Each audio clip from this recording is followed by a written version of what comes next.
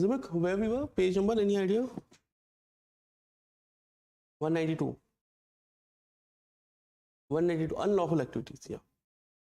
Yeah, I told you, like, yeah, we were discussing yesterday and Zimik was sitting like, so I told her, like, if we have to start preventive detention, I was like, if I'll teach you more, you'll feel like that preventive detention has started now.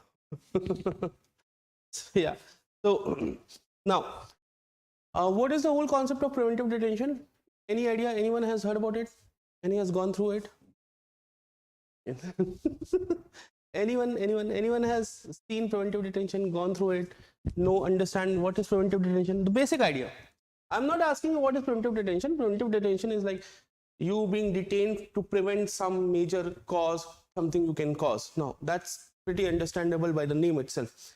But why it's wrong or why there is even an issue? Like suppose if there is a threat that you might go and create some nuisance and government has arrested you, then what's wrong with it? Is there anything wrong? Yes, what? The government should allow you to create nuisance. Huh? No, then what's wrong in it? Huh?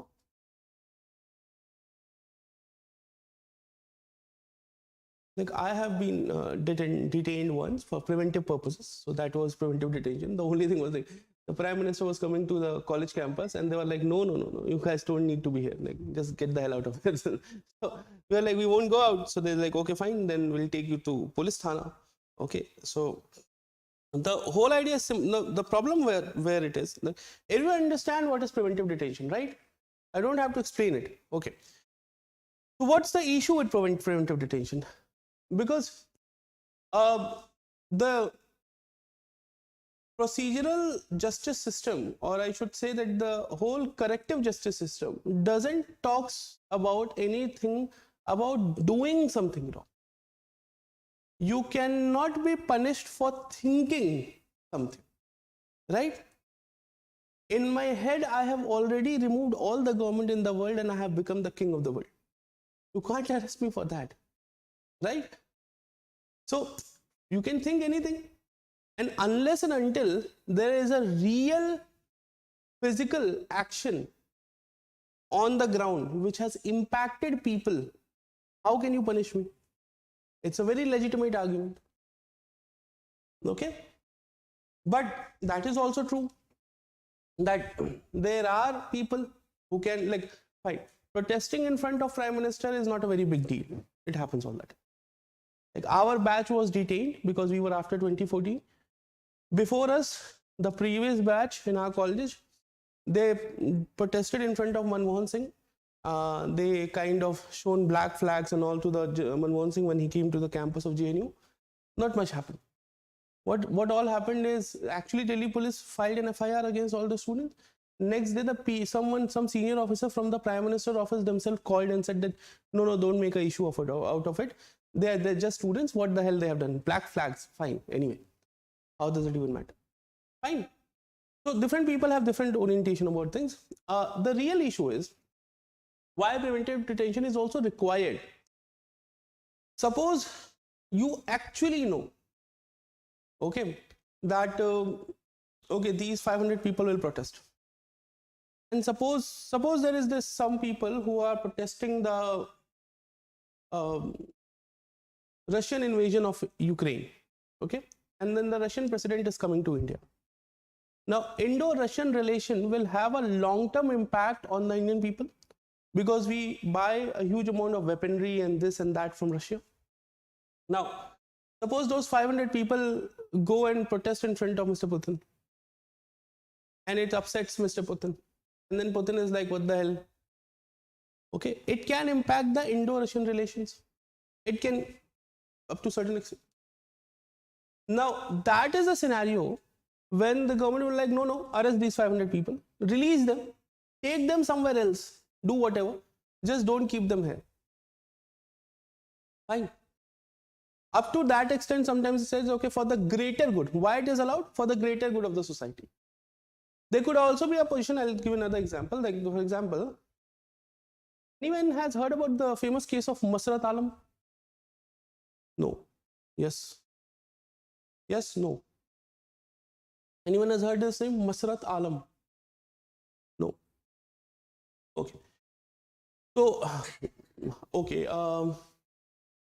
In 2008, okay, in the state, like Jammu and Kashmir was under Article 370. So the land rights cannot be transferred. Okay. Now in year 2008, governor used his special power to hand over some of the land to the to make the travelers, tourists, or the people who pilgrimage, perform pilgrimage and go to Amarnath. That's a holy Hindu pilgrimage site. Now that created a fuss in the state of Jammu and Kashmir. Okay, people started protesting that if you can use it, but why you are transferring the property ownership rights? Okay, you use it, that's not an issue, but you don't transfer, and that became a very big issue, and the whole state got instigated, and all that protest was happening. During these protests, a guy came to limelight. His name was Masrat Alam. He was a local like tailoring shop owner, not a small tailoring shop. He owned the local Raymond's outlet and all that in Srinagar. And he was the guy who mostly led all the stone pelting protest. So he was the guy who is considered the mastermind behind telling students, okay, if nothing else, you can just pelt the stone, because pelting stone will cause harm, but at the same time they cannot retaliate very harmfully. Okay. So Alam led that, and after that he was arrested. And from 2008 till 2016 he was in jail. One case was filed, another case was filed, and then 2016 he was released from jail because, okay, fine, he pelted stone, or he led the again for pelting stone, but what you can do for? You are not going to put someone in jail for life. You are not going to kill someone for pelting stone, obviously. So he was released. In 2016, the day he was released, the next day again he was protesting, doing same thing. He was arrested again. Till now he's in jail. He is under preventive detention law. Now, it is one of the longest lasting preventive detention cases in Indian history. Is it right or wrong? It's very difficult to say. Personally speaking, doesn't make sense. But yes, there is no other option with this guy. So government is also confused what to do. By this time, he has rarely come out of jail, like once or twice maybe. But really the situation is, everyone knows if Alam will be released from jail, next day there will be riots. Okay. So under these conditions, preventive detention becomes a requirement. So preventive detention can be for the internal purposes, for the external purposes, for the larger good of the society. Preventive detention has been used by the colonial regime as well as modern government around the world. It is not only India. Okay. Have you heard about no, you haven't heard about it, I'm pretty sure. But there was this, yeah, I'll just tell you whatever. In 1968, okay, there was a democratic convention. Like in United States, the elections happens after every 4 years. So in 1968, the elections had to happen. And before the election, both the party, the Republican Party and the Democratic Party, they have their conventions. In these conventions, only they decide who is going to be their candidate. So the 1968 convention was going on for the Democratic Party. Now, this is the same 1968-69, the new social movement, the Vietnam War, all that. The Bryan Adams song, the summer of 69, all that is because of these only things. So in the city of Chicago, the Democratic Convention was going on, okay, in 1968. And what happened? The students started protesting in front of the convention hall. They said that only that person should be made the candidate of Democratic Party who has already said that when he will come to power, they will stop the Vietnam War. Otherwise, we will protest. We will not let anyone else become the candidate of Democratic Party. Now, how can you decide? You are not even a member of Democratic Party, but you are a student, so you can do whatever the hell you want. Good for you. So now protest started. Police started beating up students. Okay, it became a very big fiasco. These type of things doesn't really happen in United States and all. Like, do you really think like student? And then All the big colleges, Berkeley, Columbia, everyone, students and teachers were beaten up by police on a huge number.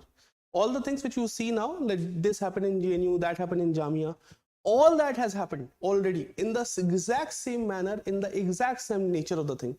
That sedition laws, traitorship, whatever they want, exactly the same thing in US in 1968-60. So the same thing happened. In 69, the next year when the convention, no, 72, when the next time the convention had to happen, 4 years later, the United States government already put in preventive detention law. Whichever student group, whichever faction they felt like, okay, they will create some nuisance, put them inside the jail. It happens all the time, everywhere. Okay. For example, it has happened to very big people. It happens in different way. For example, Amit Shah was the Home Minister of State of Gujarat, and he was the Home Minister, sitting Home Minister of State of Gujarat. There was a case going against him that he was the mastermind in killing of a couple. Okay, Sohrabuddin case. Okay, so there was a couple, and Gujarat police has said that this couple has arrived in the state of Gujarat to kill Chief Minister Narendra Modi back in 2004, I think so. And so the police followed them and killed them. When the inquiry went on, they said that no, this was just a random couple. They just showed it just to get the hype. Fine. The case became big and big and big, and there were wiretaps and this and that. And finally, they accused that the sitting Home Minister of the state of Gujarat was involved. The case was filed. People went to Supreme Court that look, if the case will be heard in the state of Gujarat, while the Home Minister of Gujarat, who actually controls the police department in Gujarat, will be there, what do you think? How the case will go? He has the power to influence it. So obviously he was the Home Minister, was not some small person. So what the court said? Court said that look, we don't put Mr. Shah in jail, but we give him an order that he should immediately leave the state of Gujarat. So he was removed from the position of Home Minister, and he was told that you go out of the state of Gujarat. You don't come back till the case is solved. He was living in Delhi till the time. Okay, so he was kicked out from his own state. This is the easier version of preventive detention. I am explaining it to you because the plan is this only, that in case if things don't work out, this is how it has to be done. Fine. Now, got it? Now you need to understand. Wait a moment.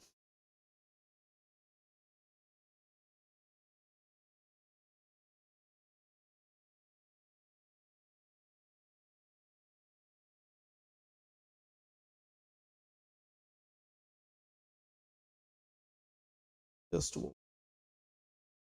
I had to send a message to someone else. I have sent it to someone else. Great.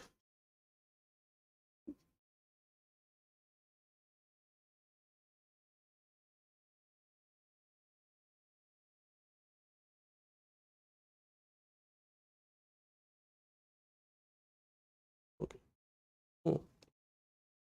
Now, so that is the basic idea which you need to understand. Okay. In India, the idea is simple. If you will see here, it is written. Just come to the legal perspective. The Constitution provides safeguards. Article 22, subclause 4 restricts detention beyond 3 months without any an advisory board review. In April 2023, the Supreme Court criticized these colonial era laws potential for abuse, urging that they be used only in the rarest of the rare case. Preventive detention remains controversial, with proponents citing security and opponents warnings of its misuse against freedom. Fine. That's the basic idea. Now, the biggest help in preventive detention is the very idea of habeas corpus. If habeas corpus won't be there, okay. Everyone knows habeas corpus? Yeah? Fine. You know habeas corpus, no? Fine. Sometimes I feel like to bring you in the class, I need to apply habeas corpus. like bring the body here, then he will be brought in the class. Unlawful activities. Now we'll see that basically there have been many other laws, okay, which has evolved over the period of time. Most of them has been removed, cancelled. For example, POTA. Have you heard about POTA? Prevention of Terrorism Act. No. Yes or no? Okay. You haven't heard about POTA? Prevention of Terrorism Act? No. Yes. You know someone who was in the jail? No. Fine. Yeah. So no. POTA was applied for a very small period of time. It was applied in the year 2001 and then was removed in 2004. Okay. Now there have been a lot of different laws which have been applied in India for handling the issue of terrorism. Now terrorism is one act in which preventive detention many times is allowed. And like, okay, fine. If you really think that this person will be involved in an act of terrorism, and now understand how it is defined in India. First of all, there is no precise definition of terrorism around the world.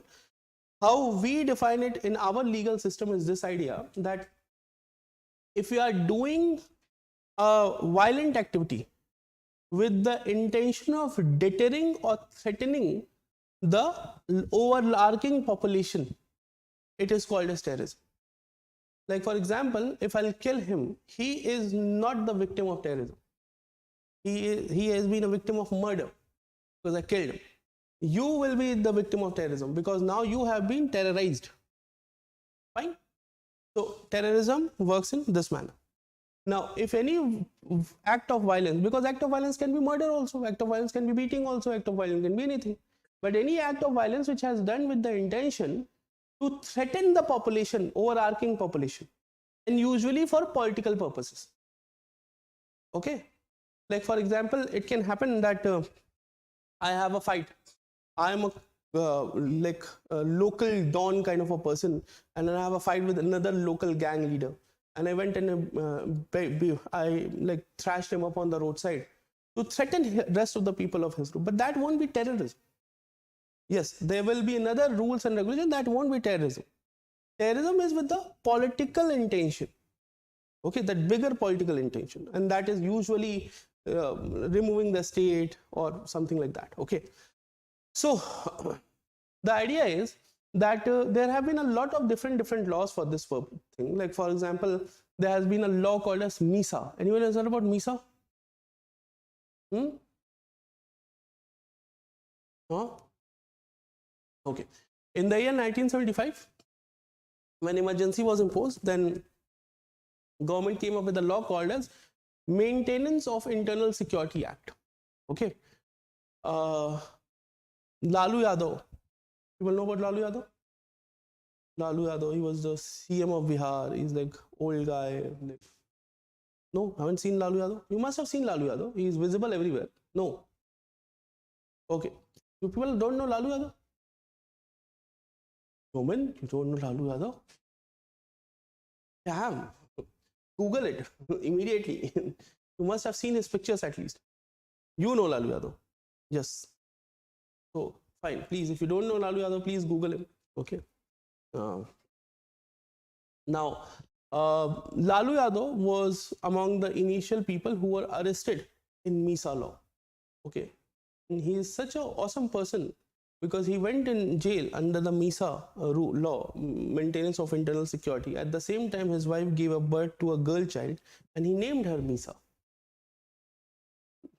Yeah, and that girl is now an MP. So, yeah, welcome to Bihar. So, now there are, like, for example, there used to be a act called as TADA. You heard about TADA? Why you have heard about all these laws? Okay. TADA is, what is TADA? Yeah. TADA. What is TADA? Tell me one famous person who was in jail for TADA.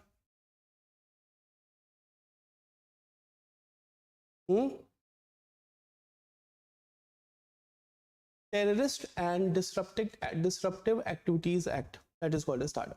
Okay. Have you heard about Sanjay Dutt? Have you heard about Sanjay Dutt? You don't know Lalu Yadav, you know Sanjay Dutt. What the hell is it? how Lalu Yadav will feel. Yeah, okay. Sanjay Dutt was in jail for TADA. Okay, he was in jail for TADA for 18 months. Then he got, because the TADA charges were cancelled, so he was in jail for 5 years, but that's for Arms Act, not for TADA. So now the act like TADA, act like MISA, and then all the top of that was always UAPA. That was introduced in the year 1967. Okay, thanks to Kerala. Okay, so it was the communist activities. To tackle those things, communist activities, Government of India came up with the idea of UAPA. Now, over the period, the UAPA, the terms of UAPA, okay, Unlawful Activities Prevention Act, were not that evolved. And government never thought that this can be used as for handling terrorism. So UAPA was evolved in 1967 itself. It was there, but they stopped using it. And first they came up with MISA, and then they came up with TADA, and then they came up with MCOCA. Now, MCOCA is Maharashtra Anti-Crime Act, or what you call as the what's the full form of MCOCA? I'm forgetting it.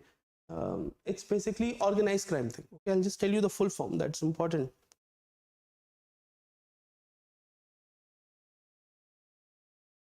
This must have been taught to you in internal security. No? No? This is always no only. I have asked Yeoman yesterday, you have world history classes has been done or not, and you have told me no. I have asked, they have taken your world history classes. Yeah. Yes? No? 1, 2 topic only. Okay. No? What the hell? You people in this room and people in that room have totally different opinion about what has been covered and what has been not. Okay. Maharashtra. Okay, so you don't have these ideas, huh? Okay, fine. I'll just give me a sec.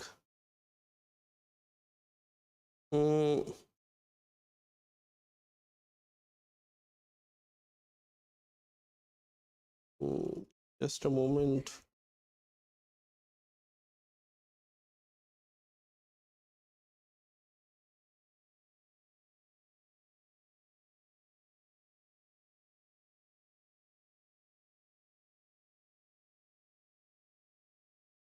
Just a moment.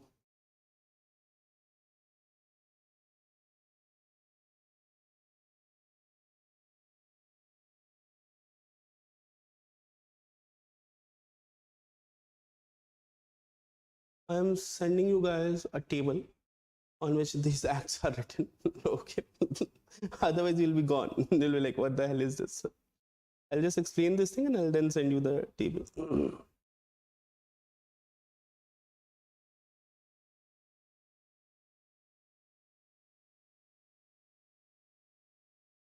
I'll just explain it and then I'll put it. I'll put it after the class. Let me just explain this thing. You have not been taught this now? Fine. It's not very time taking, but fine. Look.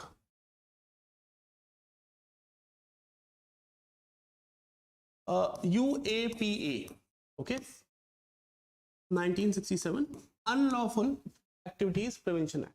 Okay. Now, this was introduced in the year 1967. Okay.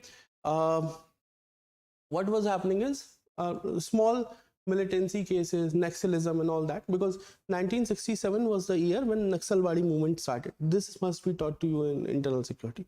Don't tell me Naxalism is not taught to you. Huh? And you guys, Naxalism has been taught, right?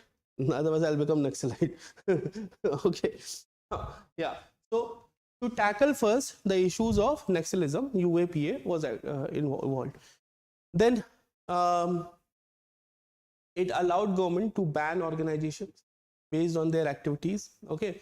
It allowed actually the bail conditions became more difficult, as well as up to 180 days a person can be detained under UAPA, okay, without any charges. Now this is a very big issue, because you will see in 180 days, like usually what the rule is, within 90 days Initially it was 60 days, but now with Bharatiya Nyaya Samhita, BNS, the rule has been changed. Up to 90 days, police can keep you, and unless and until they are able to frame certain charges, bring something to light against you in 90 days, you can go out in normal cases.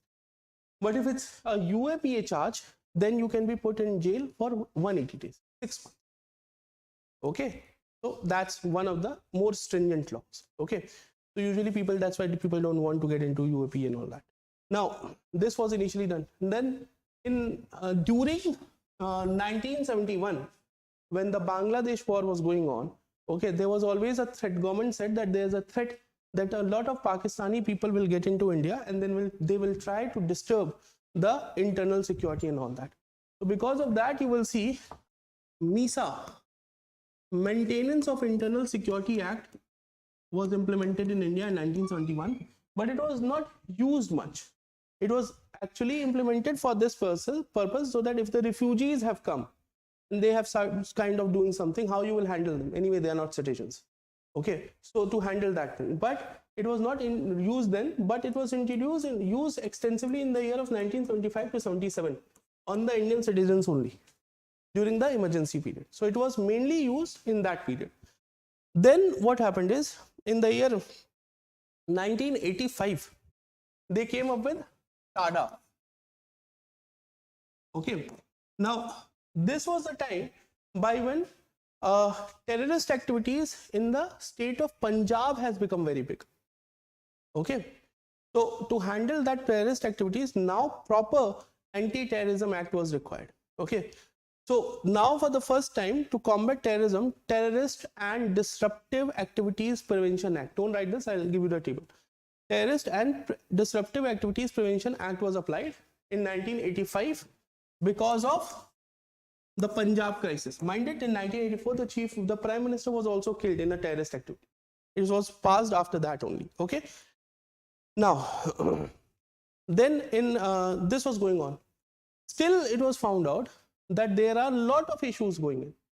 And by this was also used in the 1993 bomb blast case in Bombay, because 1993 bomb blast is very interesting, because what has happened, I told you a few minutes back that in India, a lot of gangs also fight. If gangs are fighting between them, you don't impose terrorist laws on them. But in 1993, what was seen is that terrorist groups and gangs in Mumbai came together. And that's how the bomb blast happened. You guys know about 1993 bomb blast? You must have heard about it. No? Yes? No? Zemek, you don't know about 1993 bomb blast? You'll bomb me only then. You also don't know about 93 bomb blast? No? You don't know about 93 bomb blast? You also don't know about it? You know? You were involved? No? Okay. Fine. So there is a movie, Black Friday. Go and watch it. Okay, it's a very good movie. When it got released, government banned it. So the director himself put it on torrent, and the movie got hit. And the movie got so hit that then the director made a lot of more movies, and he got it. Anurag Kashyap. Yeah. So the movie's name is Black Friday. Please go and watch it. Okay. 1983 bomb blast happened, in which in Mumbai city there were 12 to 13 bombs were planted, and in total more than 250 people were killed. Okay, like within 15-20 minutes, it's like whichever part of the city you will go, there will be a blast. Okay, so that is basically what they did. Now in this one, because the terrorist has to plant bomb all over Bombay city, it was impossible for them. They didn't know, and they also didn't know how to bring the bomb in India. So they used the smuggling route of the gangs, local gangs who were involved in smuggling and all. So after 93, you saw that the local gangs were involved in terrorist activities also, and therefore you will see that they initially used TADA only on them, but when they realized that TADA was not able to resolve the problem, because now the gangs and terrorists have come together, and this was mostly happening in Bombay only. So in 1999, they came up with the MCOCA, Maharashtra Control of Organized Crime Act. Okay. Maharashtra Control of MCOCA, Maharashtra Control of Organized Crime Act. 1999. Okay, so to handle the organized crime, but it also helped a lot. Okay, and then it was initially introduced in the state of Maharashtra. Then the rest of the states actually took the same thing. So you will see MCOCA was then applied state to state. But it means because policing is a state subject, so and this is applied on the state level only, but the same law is taken up by all the states. So that's why we call it MCOCA only, because it was initially applied in Maharashtra. If you'll go in UP only, so they have a thing called as UPCOC, UPCOCA. We don't pronounce it UPCOCA or GUJCOC. Okay, the GUJCOC, they made it Gujarat or Control of Organized Crime Act. They made it even more drastic than Maharashtra thing. The GUJCOC became so difficult that so harmful that then the central government only said no, this we won't pass.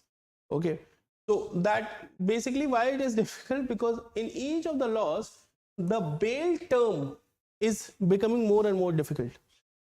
And on one side, where it also stops terrorism or preventive detention, it allows, but at the same time police can also use it in a harmful manner. They'll randomly just pick you up from the road and then they say we think he will blast a bomb.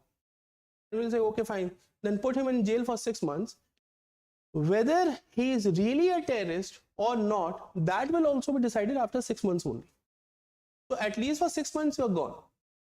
So that is also totally wrong, but that is also the problem which comes with this. Okay, so then came MCOCA. After MCOCA, you will see there is another law which I think so I forget it. Yeah, you can just write over here. Is this NSA, National Security Act of 1980. Okay, this is also very extensively used right now. Okay, this is one of the most favorite act of Chief Minister of UP. He used it for absurd stuffs. Okay, for example, if someone is has been involved in murder activities, like put NSA on them. Okay, so in UP, the NSA is written in Hindi, and in Hindi it is called as Rashtriya Suraksha Kanun. Okay, so when I was young, it was like, and now I'm like not that young, but yeah, to be understandable, it was so common. It was like, like okay, uske upar Rasuka laga di, National Security Act, and they made it like so common on anyone. And in this also the same thing goes. Like for example, and there are few things which makes absurd. For example, someone is arrested in the case of rape. Now, rape is a very threatening and daunting thing, but there are laws for rape. Okay, you should not put NSA on a rape on someone who has done or has been accused of doing rape. Okay, that doesn't make sense, but that happens a lot. Now these are the difficulties with these acts, because police department, because of the political pressure, they use these acts for anything. Okay, because they just want people to be inside the jail. They will ask the policeman, the politician, that just make sure this person is not visible for next 1 year. And the police department will be like, okay, fine, sir, we'll come up with something. Okay, they will say, okay, fine, by doing rape, this person has threatened rest of the women of the society, NSA. Okay, so that also they do. Now that is there. Then comes, I think so, TADA. Just give me a sec. It's not written here.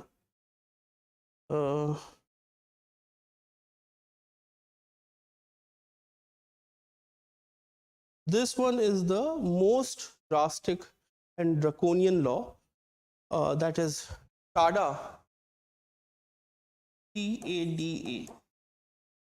It was so difficult to be proven, no, it is so difficult when applied that initially the government was not giving permission also. Not TADA, done now already. POTA. POTA.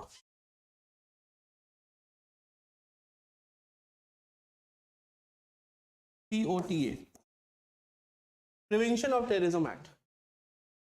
Okay. Prevention of Terrorism Act. Now, this one, the Parliament was also not passing.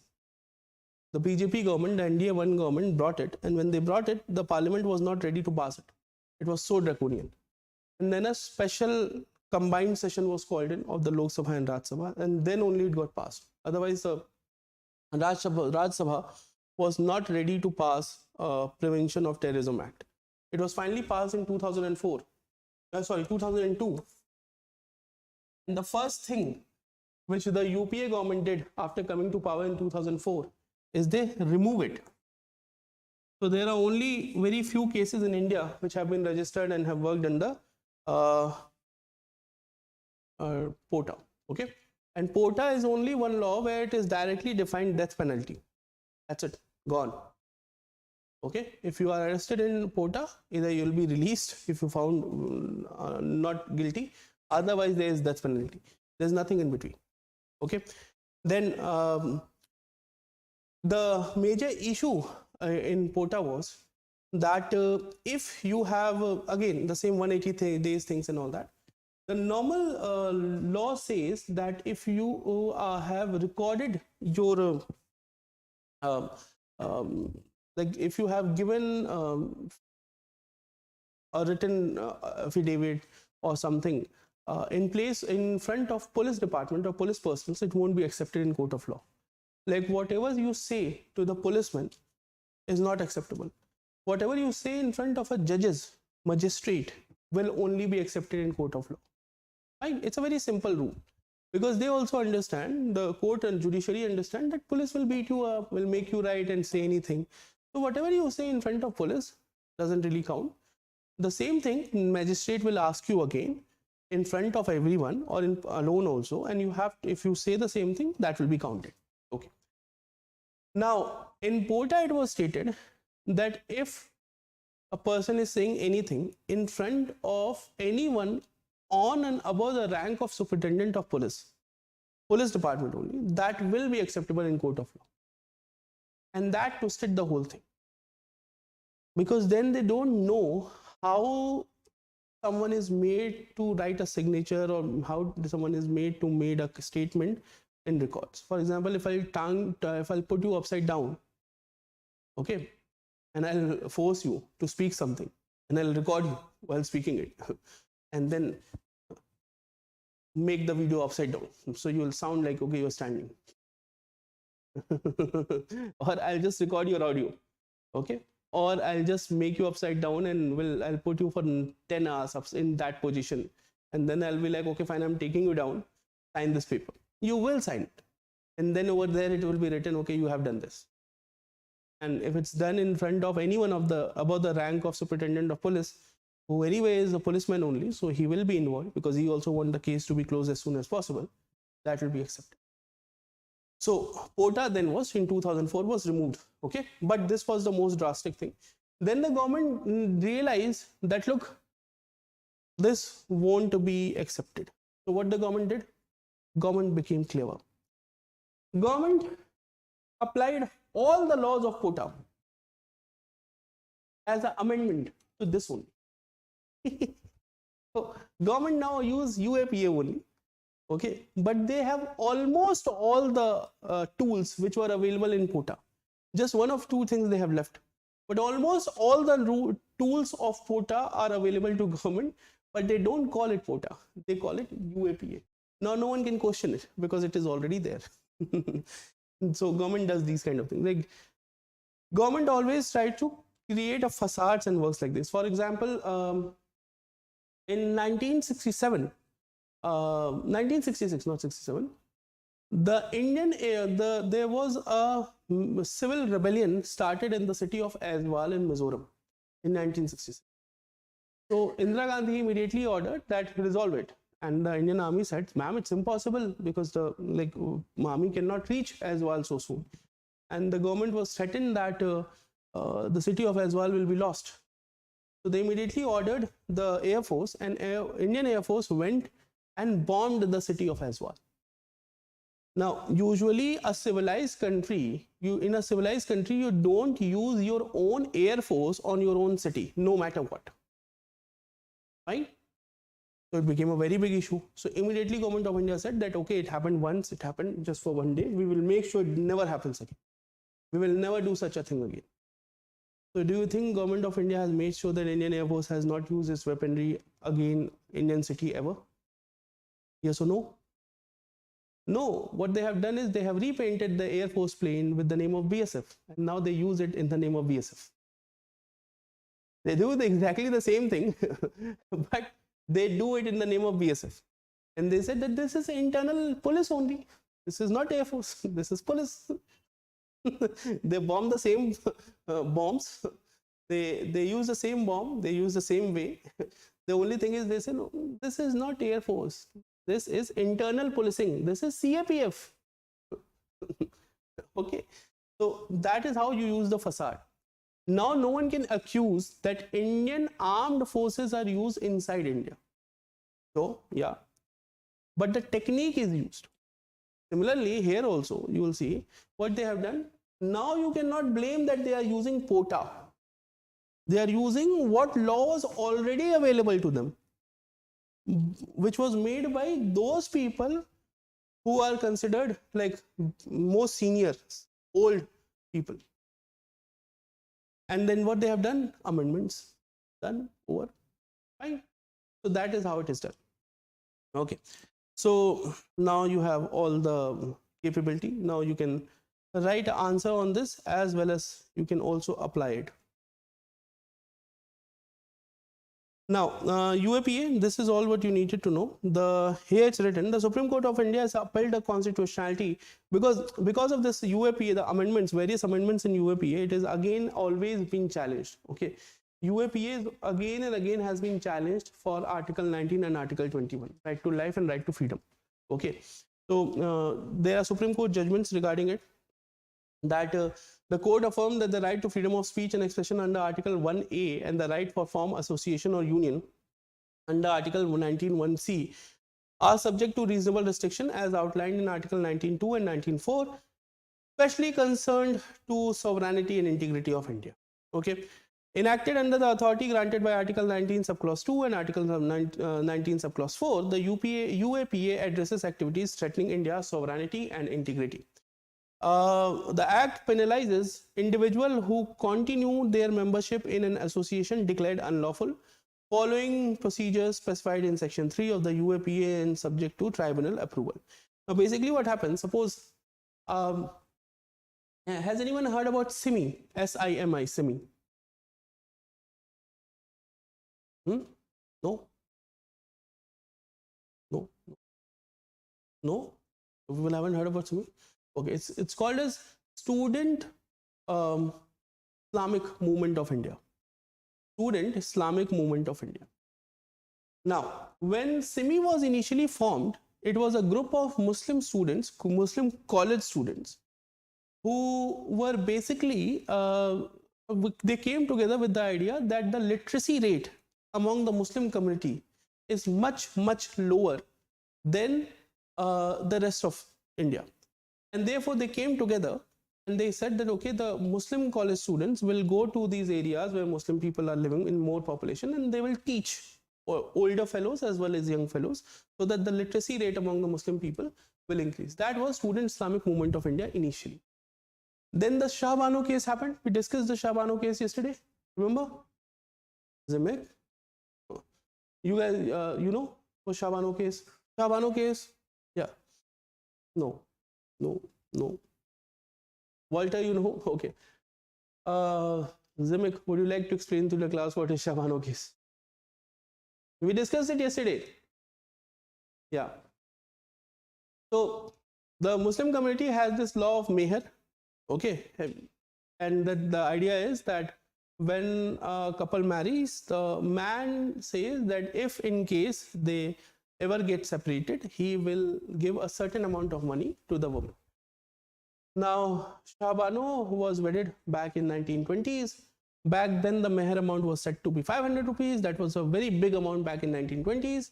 But in 1980s, her husband went on to give her a divorce. Okay, and at this time, Shah Bano's age was 64-year-old. At the age of 64, in 1980s, 500 rupees was nothing. 500 rupees is nothing anyway. Like now, so it's nothing, but back then also it was not much. So she filed a claim, and the Supreme Court case went to the Supreme Court, and court said that, look, yes, you have to pay more. this will not work, and it makes sense that you pay her a certain amount of alimony in a standard monthly payment thing. And then the conservative Muslim community got involved, and they said that what the court is saying is right, we understand. It makes sense. You cannot just give 500 rupees to a 64-year-old lady and tell her that go live on your own. But by giving this judgment, the court is getting involved in the personal law of the Muslim community. And that is something we won't accept. And this started a whole movement. Okay.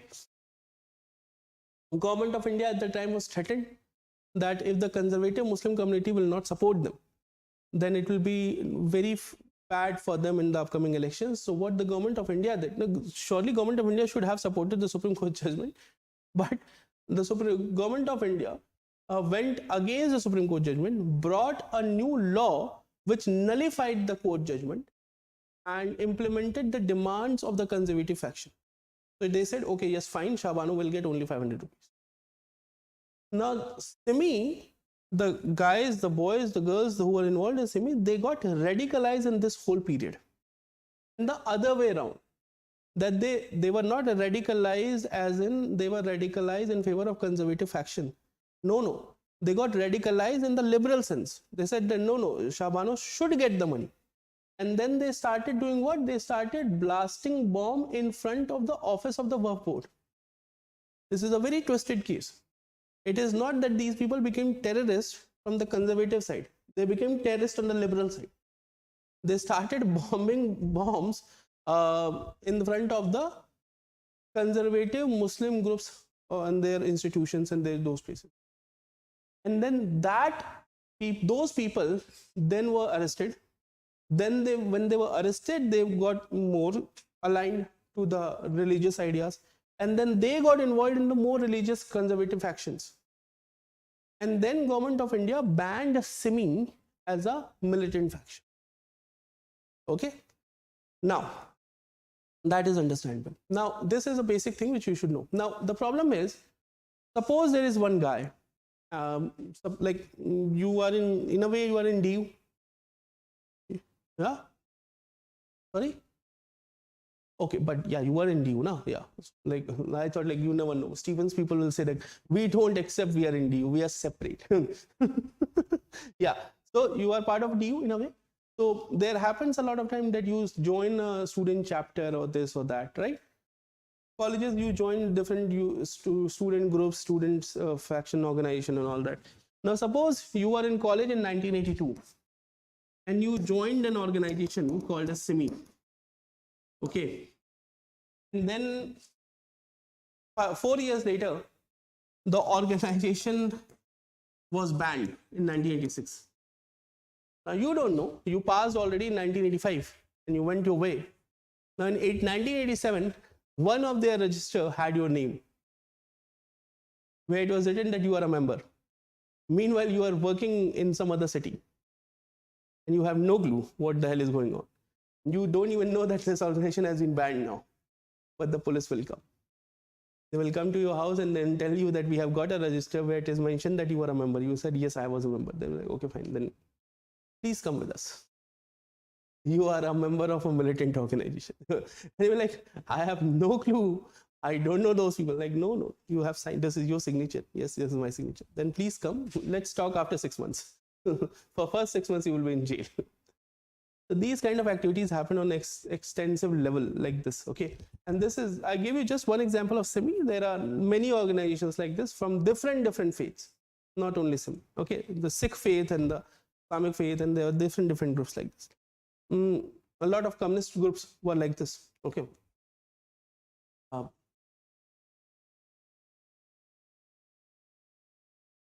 So that's why you have that continuous thing, penalizing the membership of unlawful association.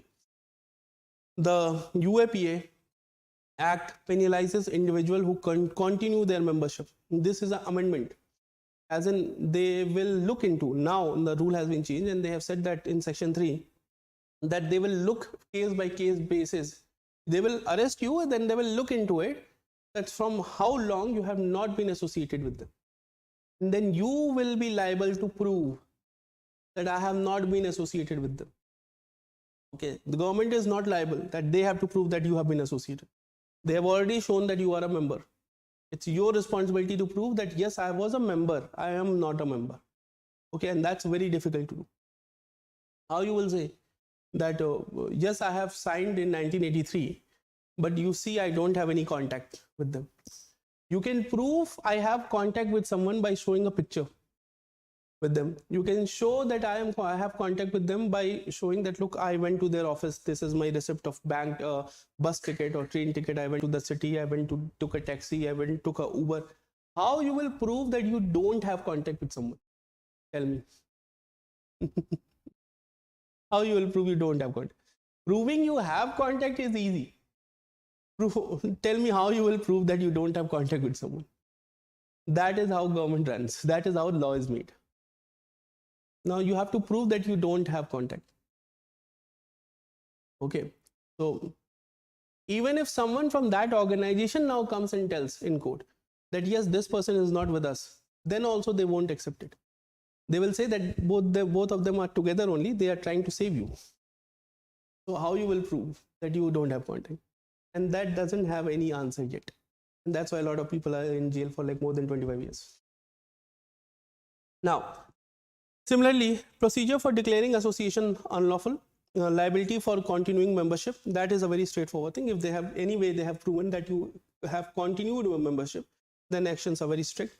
Reassessment of previous judgment, the court overruled earlier decision that required an overt act or additional criminal activities beyond mere membership for incrimination, clarifying that such interpretation which added the element of criminal intent are not valid law.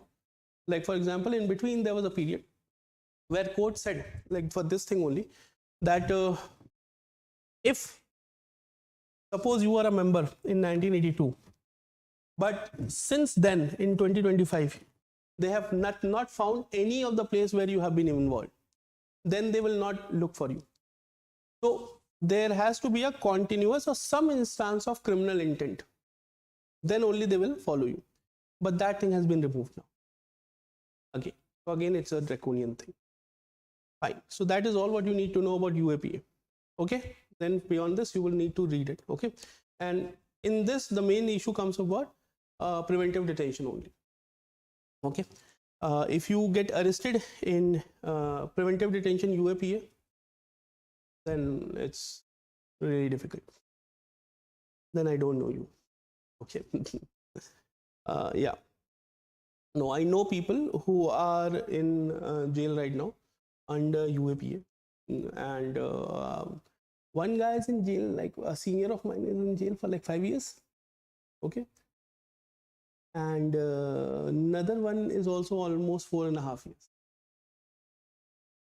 Nothing happens. The judges don't even hear the case. They're like, okay, come next time. Bye. Yeah. Next issue is phone tapping. It's a very not big of a issue otherwise, but you just need to understand that if you'll come on the point number 5, okay, bullet point number 5, there's the Indian Telegraph Act of 1885, specifically section 5 subclause 2 permits phone tapping. Fine. Can you read it? Just underline that thing. That is the only thing you need to understand. Rest, you people have your mobile phones, you can do it on your own. Don't tap your own phones, but yeah, fine. Yeah, this thing again is in news because of things like Pegasus and other very many tools which are available by which spy technology or something like that is there. So that was in news. So that's why you need to read this paragraph. Not beyond that, anything is required. Right to be forgotten. What is right to be forgotten? Anyone? Any idea? Right to be forgotten. Zimik is laughing on this from last 2 days. He's taking it in other ways. No, Zimik, this is not about old personal relationships. Okay, this is a very simple thing. We discussed it yesterday. Like for example, suppose there is a rape victim and a case is filed. Now, okay, now obviously the case is filed and cases in India are used as precedents. Yeah. Now that lady, suppose she has been a victim of rape, and then the whole thing went on and the case is resolved, the person has been punished. Now that lady wants to get to her normal routine life. But if you will put her name against Union of India as a case, for time immemorial, that case will be there. She don't want it. She want to have a normal life, right? Or someone has committed some other crime and has already served the punishment, but you have associated that thing with him. Or someone has been accused of a crime and the case has been filed, but he has been found not guilty. But the case has already been mentioned everywhere in newspapers and articles are there on internet. So and now anytime he is going to apply anywhere. Like this case happened a few years back in Delhi itself. There was a Sikh guy who was going on a bullet, and on a red light signal, there was this woman in a car. She switched on her camera and they had some fight regarding something, I don't know, but they had a fight. Now that girl made a video of this guy and she went immediately to a police station and she filed a complaint of eve teasing, and she posted the video on the internet, okay, on Twitter, Instagram and all that. Within few hours, it became a very big issue, okay, that these kind of person like blah blah should not be allowed in this and that. That guy, by the late night, he was arrested. By the next morning, he was working in a private firm, so the firm removed him and the case was filed. Now the case went to the court. That girl never came to the court for the hearings. For 4 years, the court case went on. The girl never came to the court hearing. She actually left India. She went to US for studies, higher studies and all. After 4 years, when the other side had no representation, then the judge gave the verdict. Since the other side is not bothered about the case, we really don't know what really happened in the case. Okay, so this case is cancelled. Now that guy came back. Now nothing has been found, so he is like, you cannot accuse him also. He's a common, normal, standard free man. But after 4 years also, whenever he's going to apply for a job, single Google search will show his name as someone who is involved in eve teasing case, or like public morality has been raised and all that. No company is going to hire. Now what the hell he will do? So these kind of cases require, or the rape victim case, these kind of cases requires the right to be forgotten. That we can approach the general public announcement system, whether it is government approved like a court cases, all those things, as well as social media organizations, newspapers, all those people in a single go, that you remove our name from public record. Okay, if you haven't found anything against us, you have found us not guilty, then you have to show us that not guilty. Why you are making us famous for something we haven't done yet or haven't not done? So right to be forgotten is because of that very essential. Now, in European Union, this right to be forgotten has been already evolved in form of a fundamental right. That every individual has a right. Like this is not in India. The European Union says now that you should, unless and until you have done something wrong, then obviously you will be, the matter will be public record as a legal record. But otherwise, in a normal day-to-day activity, normal day-to-day things, you should have the discretion of what information about you want the public to know. Now suppose 1 week from now you feel like, I don't want to tell my people my education qualification. I want to keep it secret and I will share it at my discretion only with my employer or wherever it is prerequisite. Otherwise, I don't want to share with them. You can actually write to Wikipedia. If suppose you have a Wikipedia page and they have put your co-education qualification, you just write to them that, okay, no, remove this information, and they will remove. Okay. So, but this is not a fundamental right yet in India. Okay. Over there, they have given it at a discretionary right to every individual, that what information about you is in public domain, you should maintain it. Okay, unless and until it's legally required. Now it's like, okay, suppose if you were involved in a bank thief, if you are bank robbery, you were involved and you are a thief, and they have found you guilty also, and then you are saying, okay, fine, I haven't found guilty, so what? Don't make it public. That won't happen. But other things, okay, yeah. So that is what right to be forgotten. Okay. It is considered like Delhi High Court gave a judgment in 2023, and they said that Article 21 of the Indian Constitution says that it is a part of right to life. It's a High Court judgment, and so it is not yet given that much importance. But since it's a higher judiciary judgment, it can be quoted easily.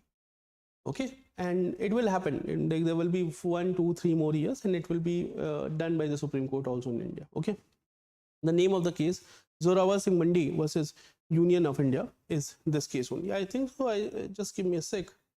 I think this is the same guy or what?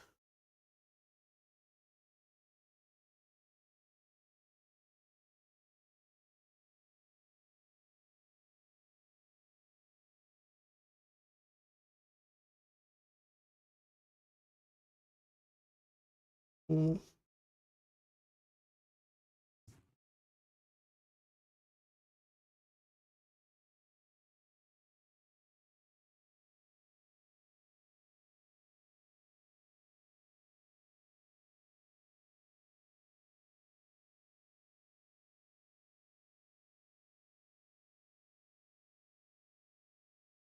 Just give me a sec.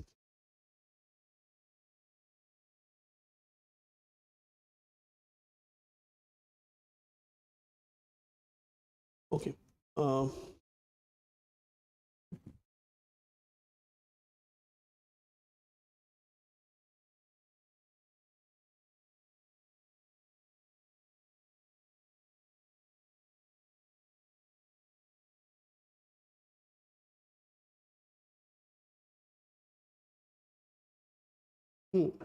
So this very case is the Zavas Singh Mundi case. Zavas Singh Mundi versus Union of India case.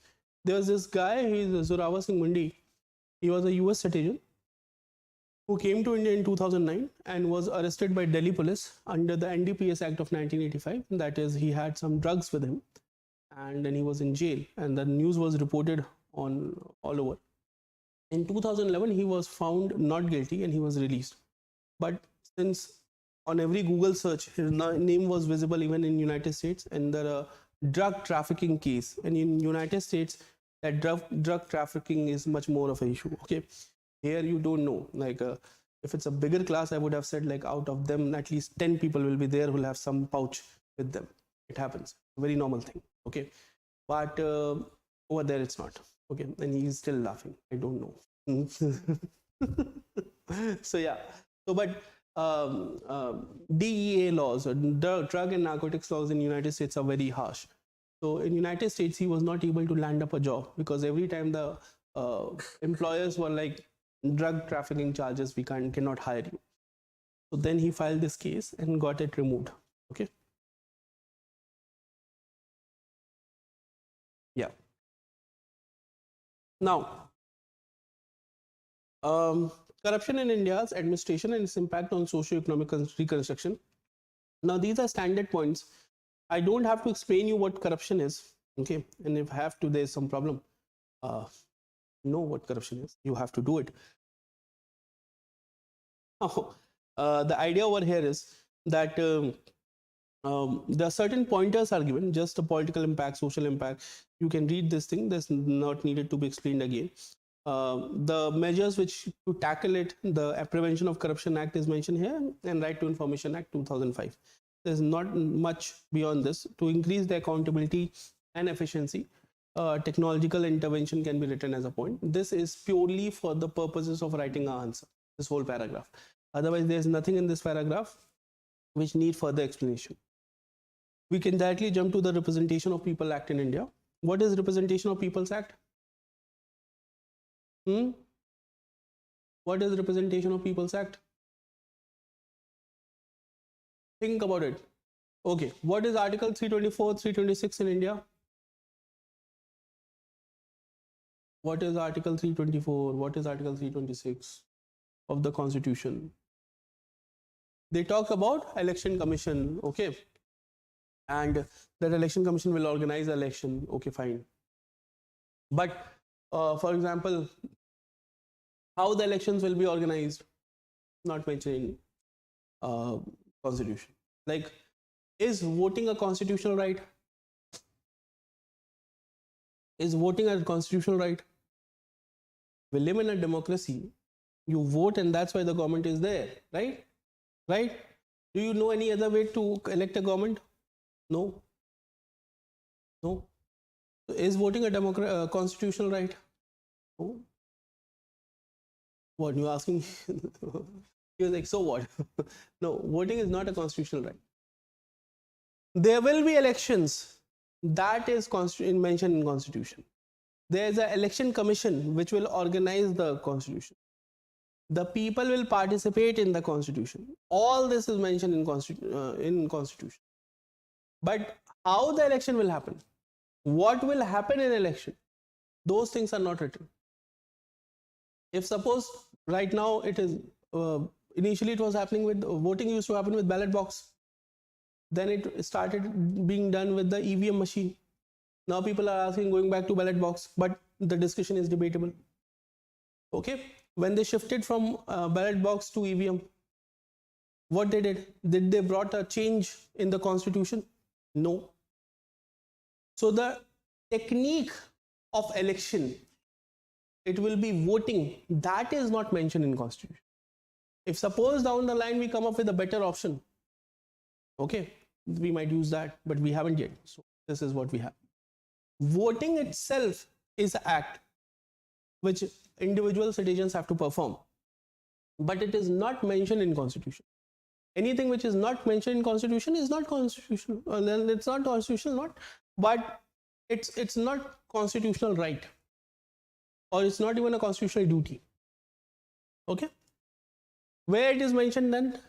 It is mentioned in the Representation of People's Act. Now, just like there's a Citizenship Act, so we have discussed this thing that what citizenship means is mentioned in Constitution. The nitty-gritties, they left it on Parliament. Using Article 11, the Parliament gave the right to the Constituent Assembly gave the right to the Parliament that they can then detail out what the citizenship will entail and how it will be given, and naturalization process and this and that and all that. Right? Similarly, here also,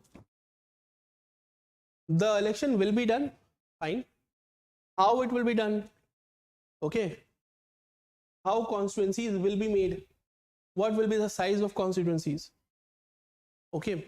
How many people on an average a constituency will represent? How many MPs will be there from a constituency? All this was decided along with how voting will be done by the Representation of People's Act. Now, how many people know that before 1961, there were constituencies in India which had more than one member of parliament? New information. You guys don't know this? Before 1961, this law was changed in 1961 only. Before 1961, there were certain constituencies in India which had more than one member of parliament. There were one constituency in the state of Maharashtra where there were 3 MLAs from a single constituency. So earlierly, that was also allowed. To an amendment in 1961 in Representation of People Act, they said that one constituency will be represented by a single MP and one legislative constituency will be represented by a single MLA. Prior to that, like for example, there is a very famous constituency in UP called as Phulpur. Have you heard about it? No. Jawaharlal Nehru was a member of parliament from there. Phulpur always had 2 members of parliament, not 1. Okay. So they were big constituencies. Like usually when initially, look, the idea changed. So initially when it was decided that we will make a parliament, they decided that on an average, we will have one member of parliament representing 10 lakh people. Fine. One member of parliament representing 10 lakh people. That was an average thing. Now, the 10 lakh can also go to 9 lakh or then also go to 11 lakh. But if it will go to 17 lakh, then we'll make two constituencies. Fine. But at the same time, the government also tried to make sure that as much as possible, the geographical limitation of a constituency should overlie on the geographical limitation of the district. If that happens, then it will be easy for the government to conduct the elections. Or why? Because if suppose one district has 5 constituencies, the basic idea is always that the district magistrate becomes the returning officer. Fine. If you have one district, one constituency is one district, then the whole local administration can directly be put into the work of conducting the election. But if the same district have 5 constituencies, then what you will do? Then one district magistrate will be handling one constituency, who else will handle the other 4? Then you will have to promote someone, other person has to become the returning officer. Then this returning officer will be DM and the other returning officer will be SGM. This returning officer will be higher in rank than these people. He might try to influence them, right? It can impact it. So initially they wanted that as much as possible, one district should have one constituency, as well as on every 10 lakh people, there should be one MP. Now, in certain cases, this was impossible. Sometimes the land area was too big. People were less, like Jaisalmer. Sometimes people are too much. Land area is too small, like Chandni Chowk. Chandni Chowk here is still the smallest constituency in whole of India. It is only 10 square kilometers. Almost 3.2 kilometer by 3.2 kilometer, 3.4 kilometer by 3.4 kilometer. It's a constituency, MP constituency.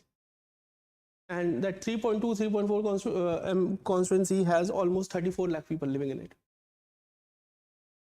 Okay? So that's there. So to tackle these things, there was a system initially that as well as there was another issue, and why it was removed, I'll also tell. This is not very much related, but since you guys don't know, I'm telling you. Usually what they did is, if you remember, if you know, there are 15% seats in the parliament which are reserved for the scheduled caste, and 7.5% seats are reserved for the scheduled tribe, right? By intention, or I don't know, maybe unintention also, but a lot of people say it was intention also. They made sure that all the seats where a tribal representative was there or a scheduled caste representative was there, they always had 2 people. Okay, like for example, Assam had a seat called as Shillong.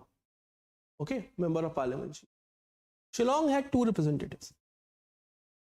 And they made sure one was a tribal representative, the other was a non-tribal. So by 1960s, the tribal community started questioning it. That are you uncomfortable with us, or you don't consider us capable enough to represent a constituency? Why you are making sure that mostly on those seats only where we are present, you are having 2 MPs? And the government came up with the logic that no, that is because your population density is smaller. Okay, so every constituency becomes size-wise big because we have the limitation of 10 lakh people. So size-wise it becomes too big, and therefore size-wise it's so big, so we have 2 people. But yes, actually, if you ask me personally, it was ill intention. Initially, government was not sure that how much right, so they did that. Yes. But by 1960s, they were also comfortable that no, everyone is here only. No one is going to demand a separate country. So in 1961, they changed the law. They came up with a simple thing: 1 constituency, 1 MP, and 1 constituency, 1 MLA. Now, got it? I don't have to dictate and all now, because this I won't. I'll give you the notes for this, that POTA and TADA thing. This thing you just remember it or Google it. Fine. So yeah. Now Representation of People Act. It was brought in two parts, 1950 and 1951. It was brought in two parts because there is a state in India where elections happened in 1950 itself.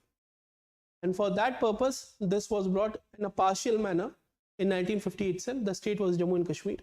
For rest of the states, since the election had to happen in 1952, the Representation of People's Act came in 1951. Fine. That's why on the top it's written, enacted in 1950 and amended in 1951. Forms the cornerstone of India's electoral framework. The few things which can be asked about it is the issue concerning disqualification, issues concerning political parties, issues concerning voter rights. Okay, all these things over the period have become very significant. Now, the Representation of People Act handles a lot of stuff. Right from how voting will be done, who will vote, who will not vote, then how the campaigning will be done, what you can talk about, what you cannot talk about in the campaigning. Like for example, there is a section in the Representation of People Act which says that demanding votes on the caste, tribal or religious line will immediately disqualify you. Now I think everyone has voted here in this classroom, or is at least an 18-year-old. If they have not voted, that's your fault. But do you know any leader who has not asked vote on the caste or tribal or religious lines? Have you ever met any leader like this? Yes? Communist leaders. Those are vague people. There are very few. let it number. Those are different kind of people. Okay, but otherwise, in a normal day-to-day activity, okay, like for example, even if you are in Delhi, and Delhi's politics is not that much on religious line as such. Okay, they are also not tribal population as such. Okay, there's only one tribal constituency in whole of Delhi. Do you know there is a tribal constituency in Delhi? No. No? Zamek? Don't know? You don't know there is a tribal constituency in Delhi? There are 70 seats in Delhi, okay, in the Legislative Assembly. Out of 70, there is one seat which is a tribal constituency, which is very close to you. If you'll just take a right, come going out of building, go inside and just walk for 500 meters, there will be the tribal constituency. You will never get that place is tribal constituency, but it is. Have you heard about Raigarpura? Raigarpura. Raigarpura. No. Raigarpura is a tribal constituency because Raigars are a tribe. Okay. You won't look at them as tribes because they are here for almost more than 100 years. So you won't consider they do too much mixed up in the population, so they don't have there any other different cultural system to live. But yeah, it's a tribal seat. Basically, Raigars are a tribe from Rajasthan, the deserted area of Rajasthan, Thar desert. Okay, and when the Britishers decided that they are going to make Delhi as a capital, they decided to make the Parliament building, the India Gate, all those buildings which are there in New Delhi. So to make those buildings, they need people and they needed cheap labor. So they just went to Rajasthan, and there was this tribe which was living in the deserted area, and there was difficulties of food and all those things.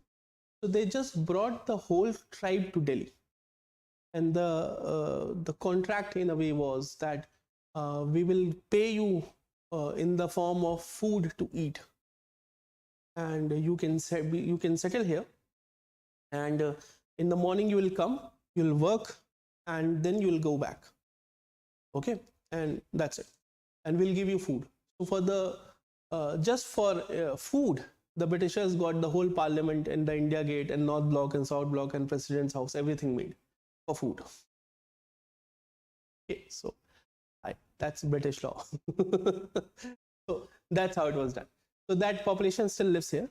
And then in 1947, when a lot of population came from Pakistan to India, the scheduled caste population which came, and specifically those people who were basically like most exploited ones, who were made to clean the toilets, they were again all pushed in that colony only.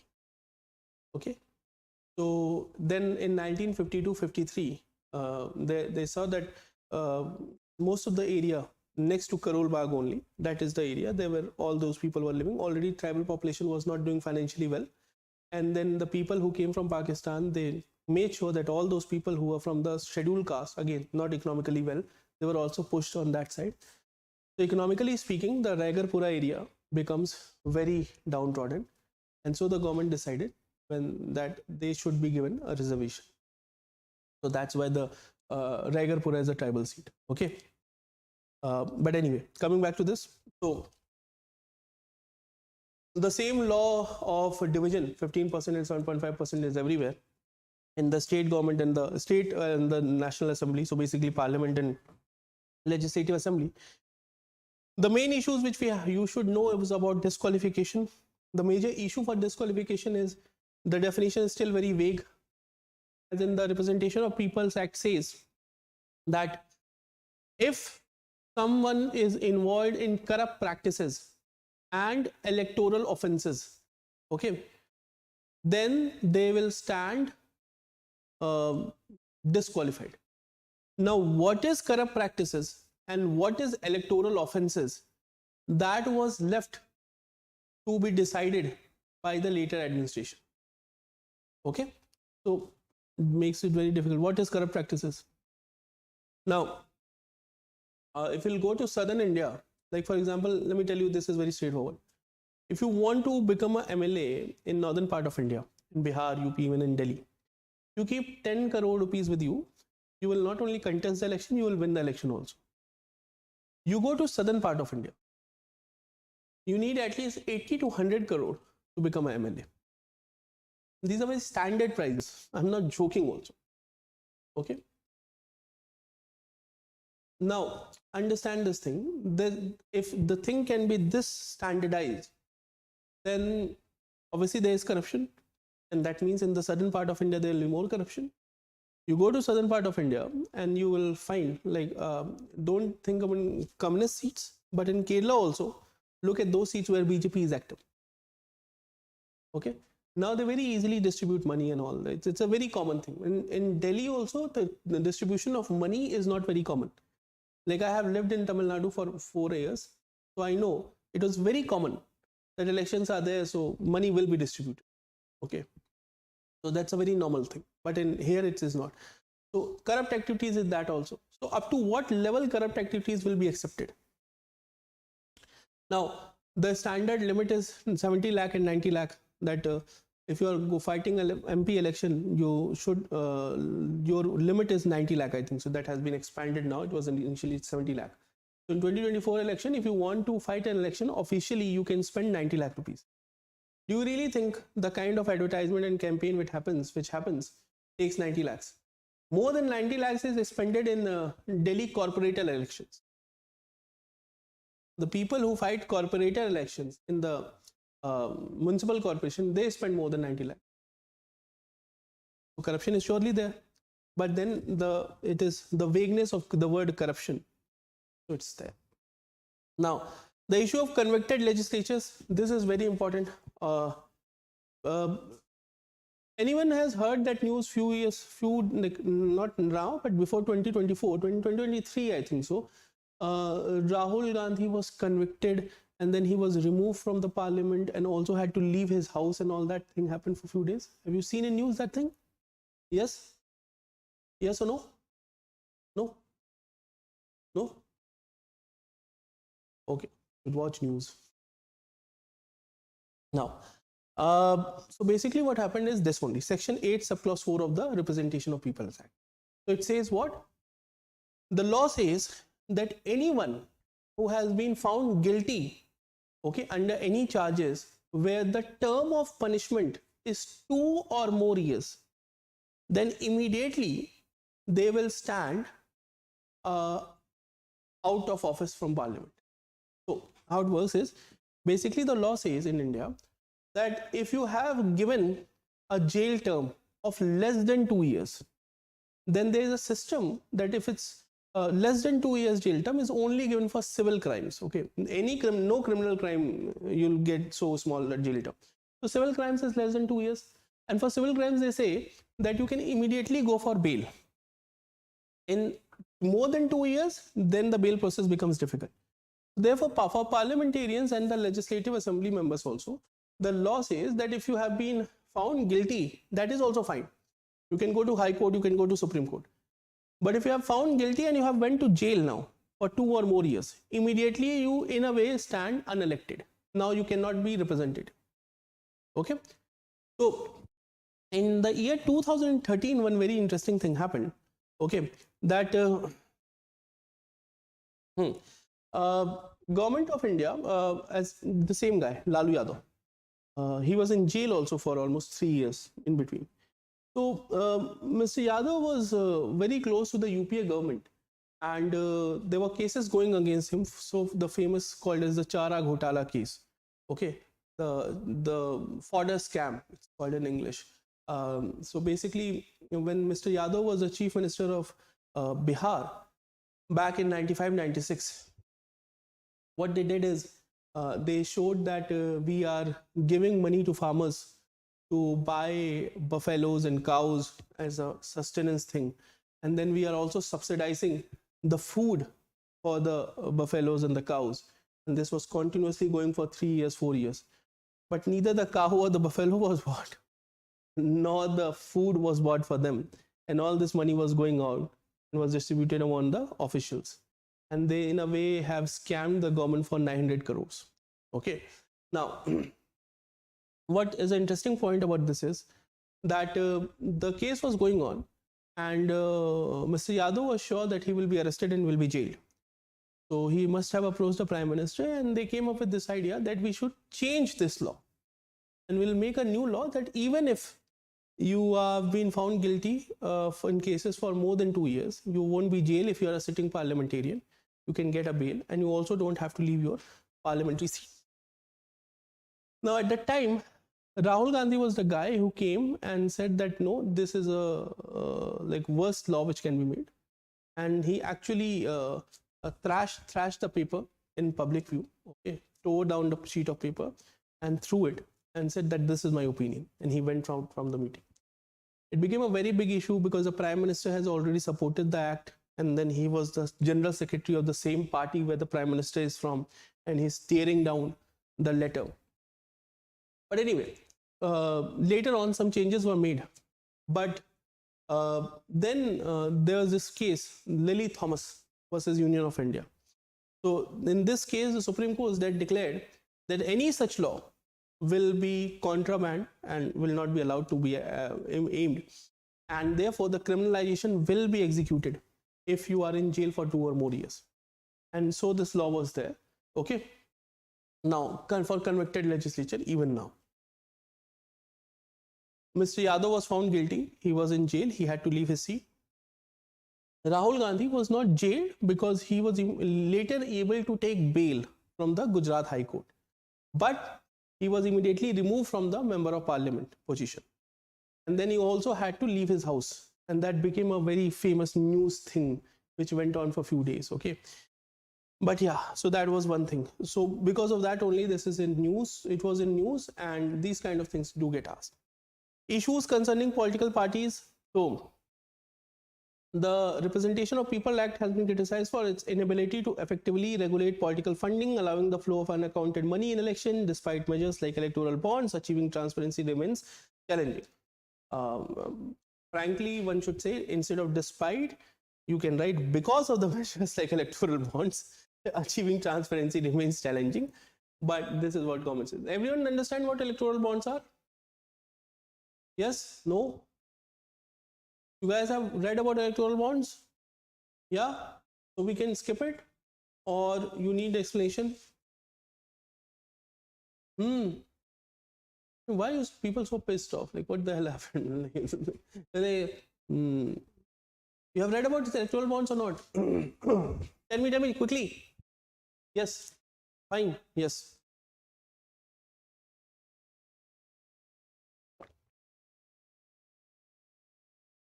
Okay. So, what's the issue with electoral bonds? What's wrong with it? What is wrong with electoral bonds? Tell me quickly, just one line. Huh? Electoral bonds, what's the issue with, what is the issue with electoral bonds? Yes. Electoral bonds work like a bear bond. As in, if you, it's basically like a cash note thing. If you hold it in hand, it acts like a cash. Okay. The only thing is that you can give it only to the political parties. Okay. So a political party don't have to disclose that from where they have got the electoral bond. That was the thing. And then the Supreme Court gave the judgment in 2024 only, where they specifically said that no, in 2023 November they gave the judgment that no, the State Bank of India has to make public all the details of all the people who have given electoral bonds to the government of India. Okay. And the Supreme Court, initially the bank was not ready to do it. Bank was like, we will do it after the elections. Okay, because the process takes a lot of time. But the process actually didn't took a lot of time.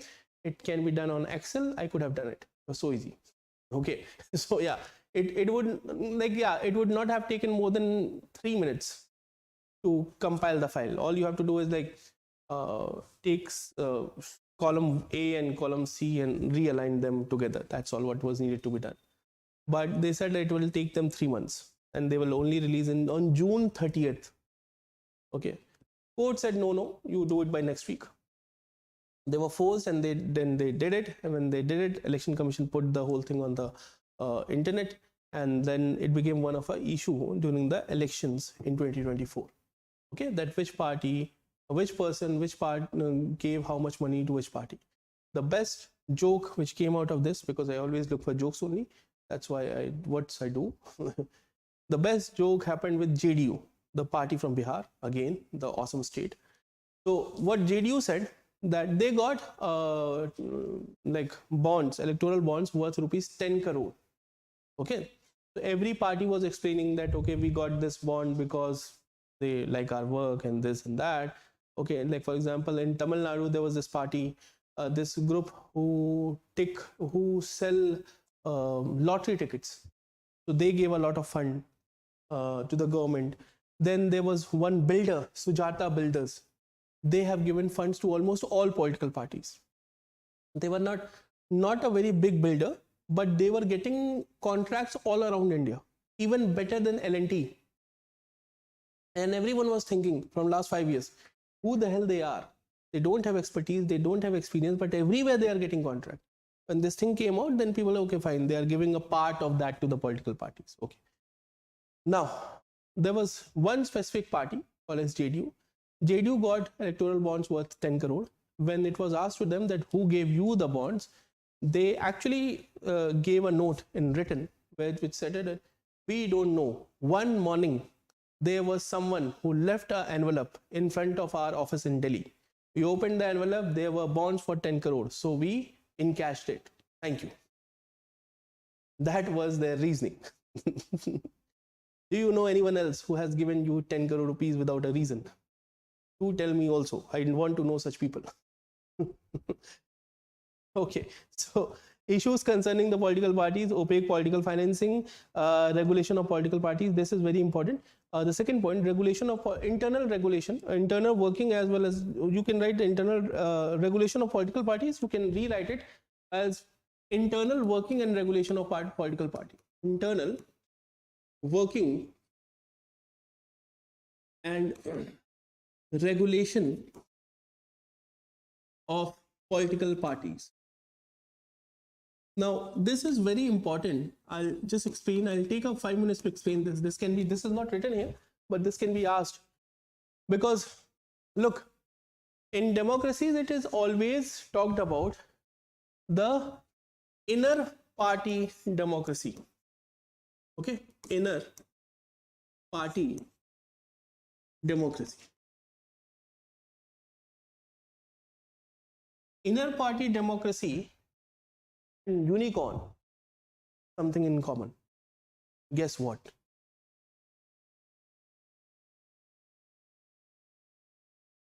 Inner party democracy and unicorn have something in common.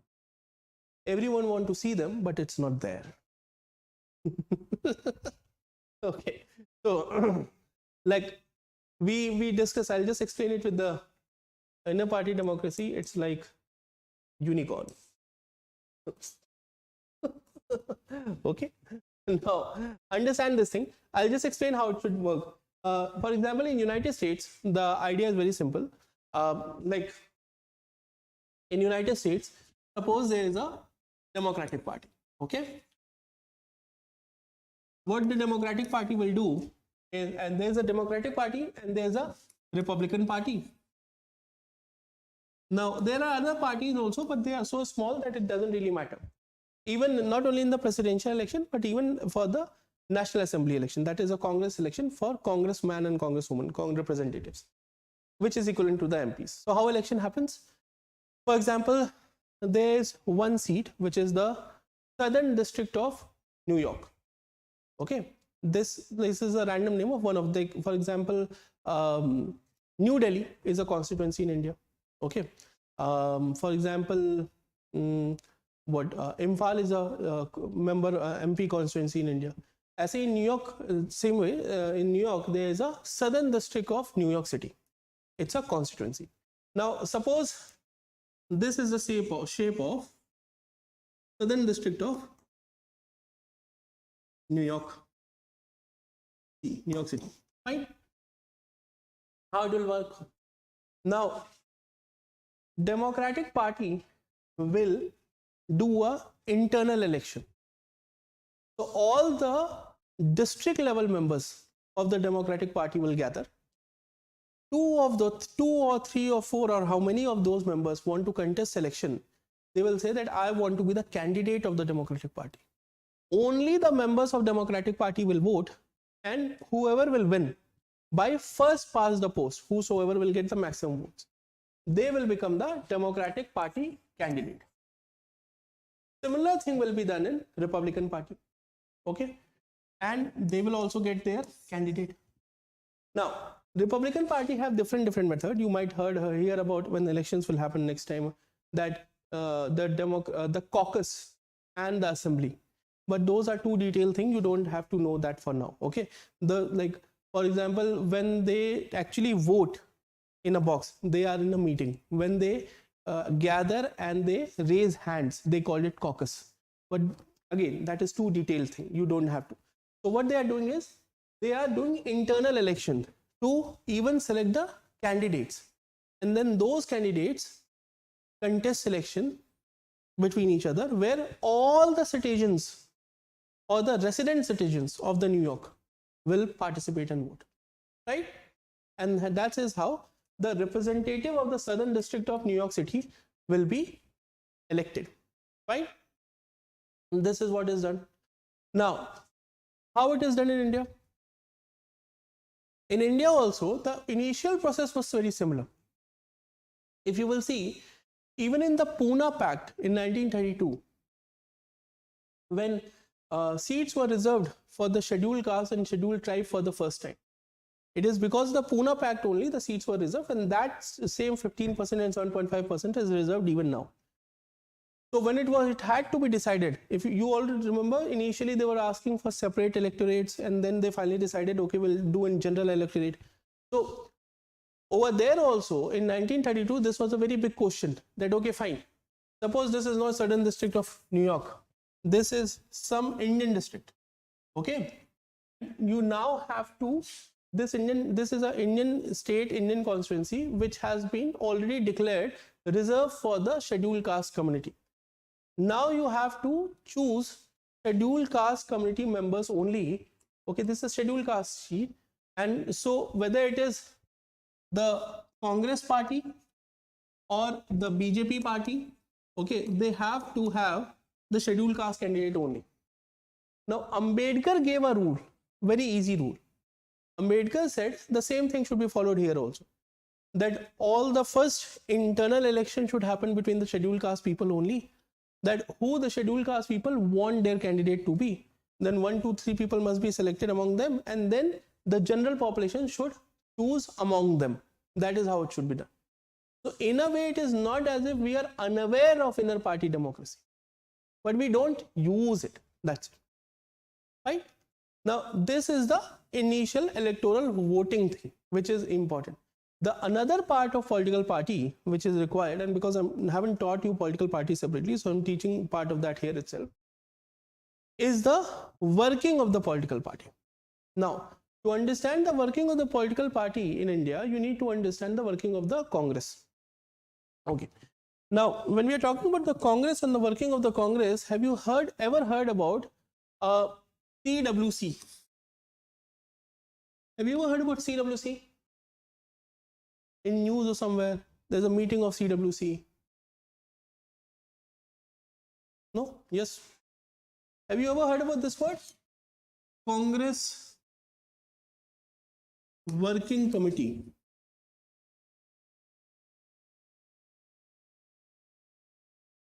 Huh? Yes? Have you ever heard about Congress Parliamentary Committee? Huh? What are these things? What the hell is wrong with Congress? Why can't they work properly? Why they need these things? So yeah, why they need? Why they made it very sincerely initially. So what happened? Congress was not a political party on the first date. We have discussed this thing. Yes. So initially, Congress was congregation. What is Congress? Congress is a shorter version of congregation. So back in 1885, the Bombay Presidency Association called a meeting. That is all what it was. Just for one time, they said all the leaders from all over India should come. And that meeting was organized in Bombay. 72 people came, winter breaks. And that was one congregation. Next year, they said, okay, fine. There was another association just like Bombay Association in Calcutta. So they said, we will call this year. So next year in 1886, they called the same similar kind of meeting, but in Kolkata. Okay. So this started happening every year in the same winter breaks. From 1885 till 1918, Congress was nothing more than a congregation. So what they used to do is all the leaders, everyone used to gather from 1885 to 1917, you can say. Okay. 1917. What they used to do is, in the winter breaks, they used to gather all the leaders, or everyone, whoever is associated, whoever is invited. And in the big Shamiana, big pandal and all that, they just gather. And in this ceremony, they will say that first thing is, we will elect who is going to be the president. So they will, 1 or 2 people who will contest, and everyone will participate by hand counts. And they will write there, they will elect who will be the president. Then the president will come up with certain things that this year we should do these things for all Indian people. And they will have some debate and discussion on that there itself. And there will be some changes, and then they will vote, they will pass it. Everyone will get a copy.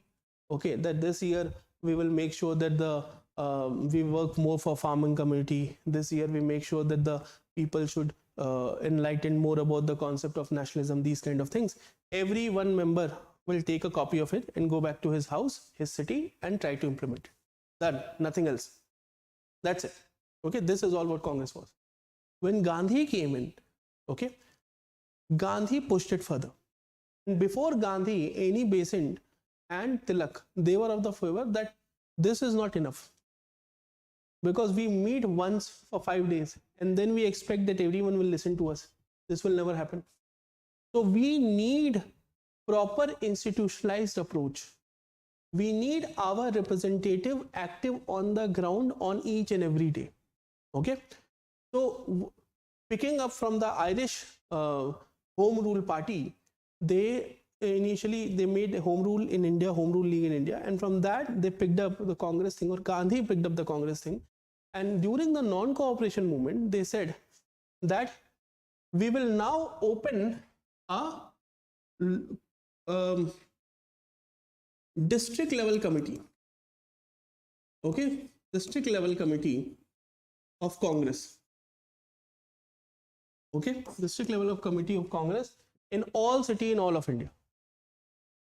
So even now you will see, let me tell you this, that no matter which city you are in, whether Congress party is there or not, they are active or not, there will always be a building where it was a Congress district committee meeting, party office. There is on all the city. I don't care which part of India you are.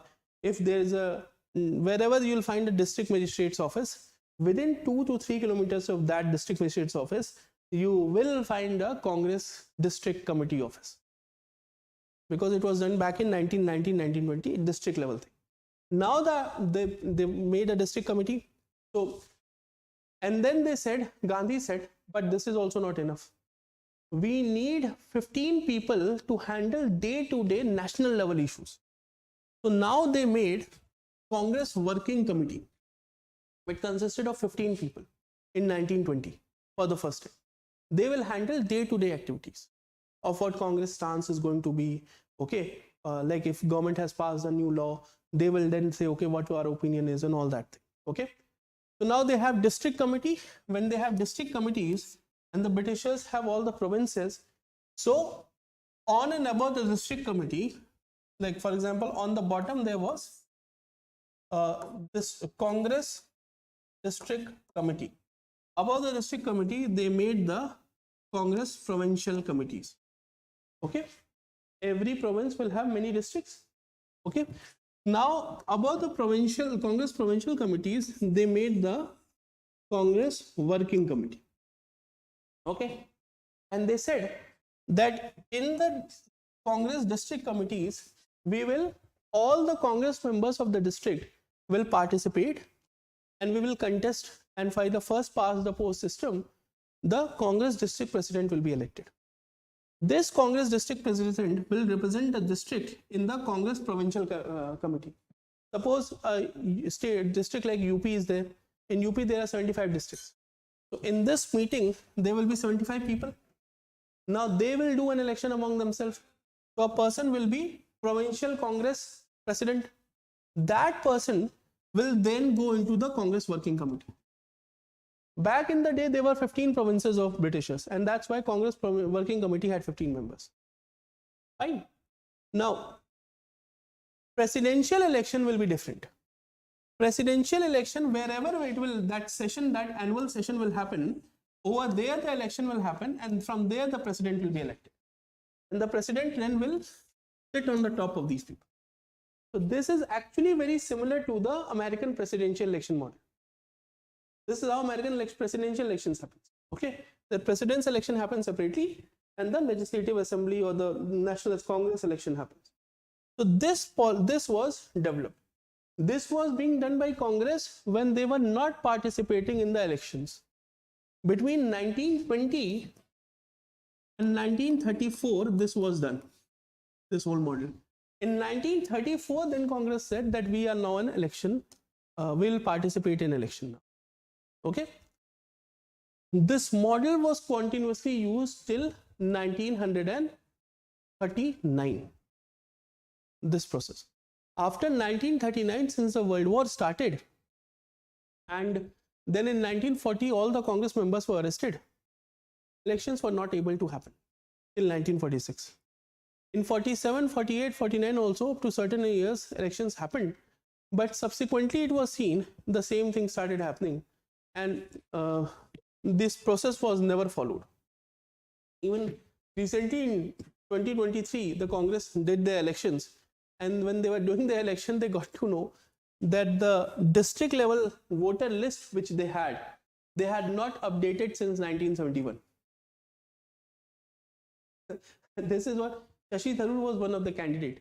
Okay, and Tharu was like, they have not updated the list since 1971. How they will conduct the elections? Okay, so there were a lot of problems. So basically, if you actually follow this rule, same rule in both the party. Now this is the Congress thing. Something very similar was made for the BJP also. BJP was made as a political party in 1980. Something very similar was made for the BJP also, but that is also not followed. For example, the very rule says that every year the presidential election should happen. But in BJP also presidential election, no, like Congress presidential election happened for the very first time after 1998 in 2023. The rule says that every year election should happen. And the election happened after 1998 only in 2023. Now what kind of inner party democracy will be there if elections are happening after 25 years or 26 years? In BJP also, if you will see, the rule says that the election should happen on alternate years. But if you will see, the present president of BJP, JP Nadda, he is in office and election hasn't taken place. And the point is, no one is even asking the question that why elections are not happening. Okay. So now the problem is, if the inner party democracy will not be there, okay, you cannot expect anything beyond that. Now, Representation of People Act, what we are discussing here, also talks about that there should be inner party democracy. Okay, but it is not there, and no action is being taken on it or about it. Right? So that is something you should know. Now, after this, the next point over here is issue concerning voter rights. Now, two things are there, issues concerning voter rights. One thing which is not written here, I'll discuss it anyway. First thing is right to reject. Now, have you heard about NOTA?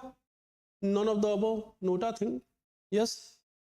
So NOTA was initially not there in the vote. Initially the thing is that there are 10 options, 10 people are contesting the election, please select one. But then someone like, if I don't want to, like when the overall voting percentage was reducing, a lot of people used to say that we don't go to vote because we don't like any of the candidates. Fine. Then the argument came that if you don't like a candidate, then you should go and you should participate in the process, because participating in the process is kind of a like of a duty. It's not written a fundamental duty, but it is expected of you to participate in the electoral process. It makes sense. You don't. Before the NOTA button was introduced, there used to be a form on every polling booth. There used to be a form, and the forms were active, I think so, till 2009 or 10.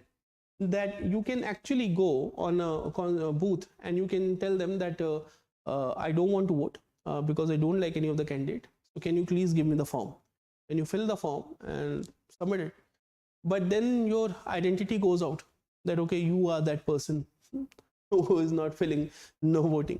So no one really liked to do that. And so people just didn't went. So that's why the NOTA button was introduced, that, okay, we'll just add a button instead of that. And if you don't want anyone, just press NOTA. Okay. Now question can come in the examination.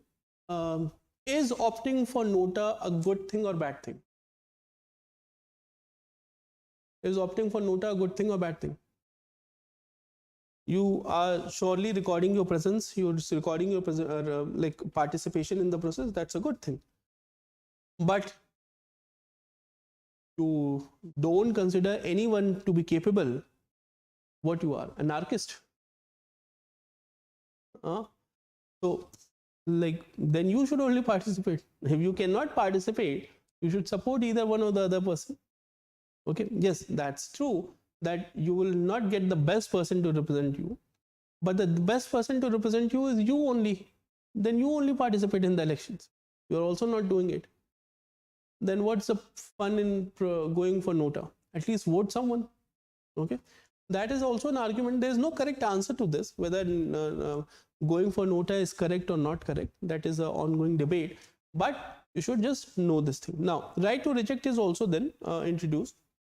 Now, there is another thing which is not mentioned here, that is called as right to recall. right to recall. What is right to recall? What is right to recall?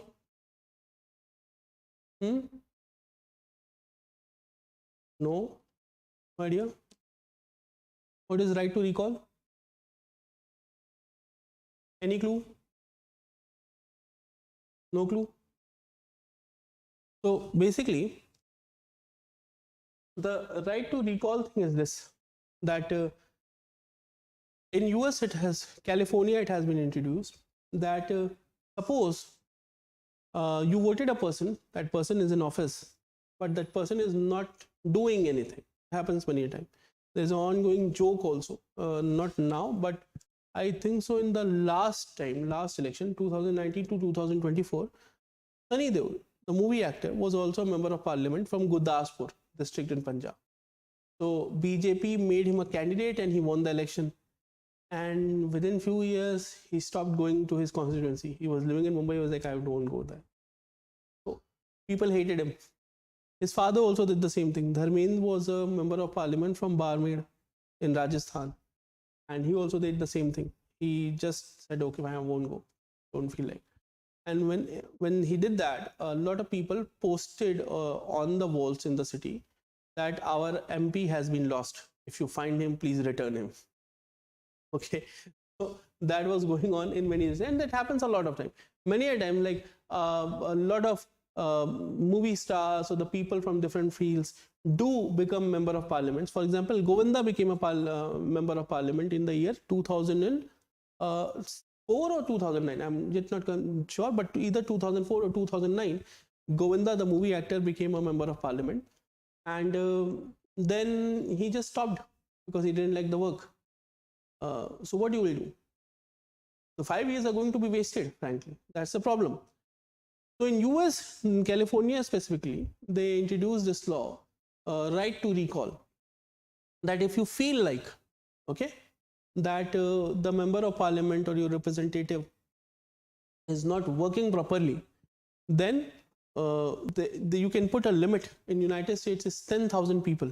If 10,000 people write in, give a signed copy to the state election commission that we want a re-election on the issue that whether this person should stay in power or not, so they can do that thing, and that person, if loses that election, will be removed from the office in between also, and has happened also. Now the point in here, in India, it has not yet been introduced, and the problem with this is already we have so many elections, there will be more elections, and the whole seat will become more destabilized. Fine. For example, suppose if you introduce right to recall, and there will be this recall elections will also go on, and there will be another round of recall elections. Okay, then there will be more political activities.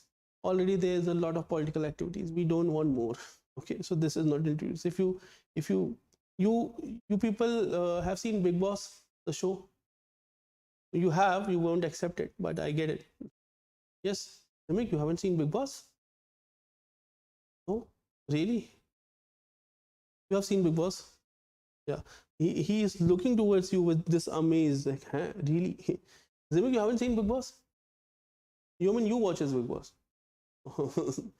Right. So you won't accept people. Good for you. You have that. Take a lot of courage to accept in public that you watch Big Boss. Yeah. So the thing is that what's the basic concept of Big Boss? Like, I'm not interested in the show. I don't watch it, and I curse all people who watch it.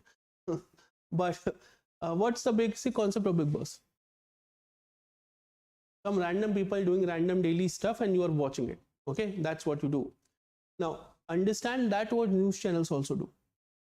Okay, the only thing is the politicians are the characters in Big Boss, and instead of the house, the whole capital city is the Big Boss house. Okay, the whole, for example, if you're following central politics, Delhi city, from morning to evening, there will be something must be going on. There is a parliament going on, there is a prime minister, there is a home minister. They will do something in their life. Okay, now these fellows take their cameras and run from here to there, making news out of nothing. Okay, so most of the time, actually what the news they show is of futile thing. Look at the clothes of the prime minister. Okay, look, home minister is going from here to there. Okay. Now there was this thing I saw on for a whole day. They showed that some random guy called Amit Shah on road Chacha. Okay, that's like uncle. So some random guy just shouted towards Amit Shah that uncle. That's it. So from morning to evening they just showed that out.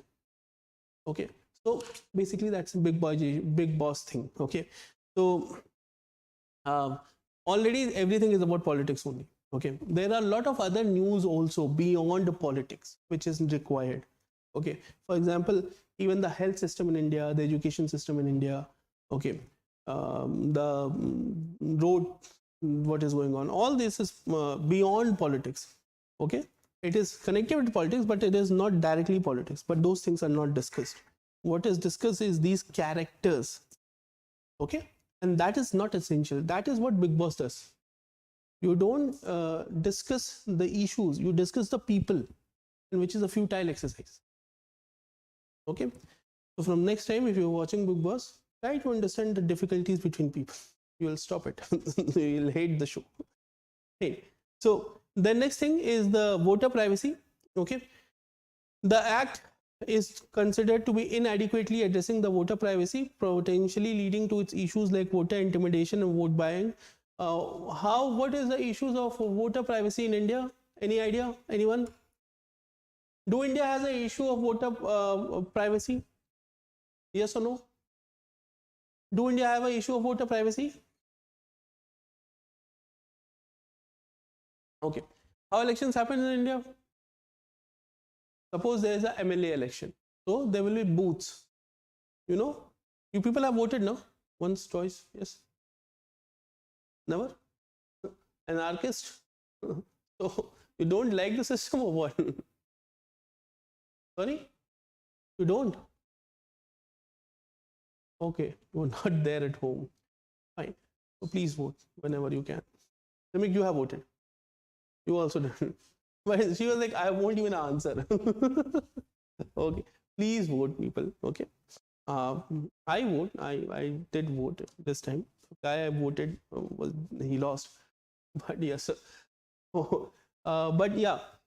So what is the problem is, like, suppose this is a constituency. Like, yes, the one thing they do is once you are in the polling booth, your whom you are voting will not be made public. Good, great. Because back in the day, that was also a problem. If you'll go to 1952 election, what they did, I'll tell you, you'll laugh. they instead of, back in the day, there used to be ballot boxes. Okay, so instead of one ballot box, they used to put, like, if there are 3 candidates, they will put 3 ballot boxes, and they will have one stamp, one sheet. They'll like stamp on the sheet, plain sheet, and whosoever you want to vote, put it in that box, and that boxes were in public view. That is how they conducted the first election. So obviously it will be made public who you are voting. So by the next election, they realized, oh, this is not good. Okay, the identity goes out. So they came up with the idea, okay, we'll have one box only, and in the sheet only we'll mark different people, and then you have to paste on that only. Okay, and so on the individual level, it works well. But now suppose this is your whole constituency. Okay, and the whole constituency has been divided into 9 booths. Okay, and 9 booths will have, every booth will have its polling station here like this. Okay, so you will go to your respective polling station to work to vote. Now every polling station, suppose, has a one EVM or a ballot box, whatever. Fine. Now suppose EVM has been taken out from here, EVM 1, it has 1000 votes, and from this place Mr. A got 700 votes and Mr. B got 100 votes. From this place Mr. A got 300 votes and Mr. B got 600 votes. Okay, so Mr. A understood that people living in this area are my big supporters, and Mr. B understood that people living in this area are my big supporters. Okay, so what Mr. A understood, that next time I have to work more hard on this place.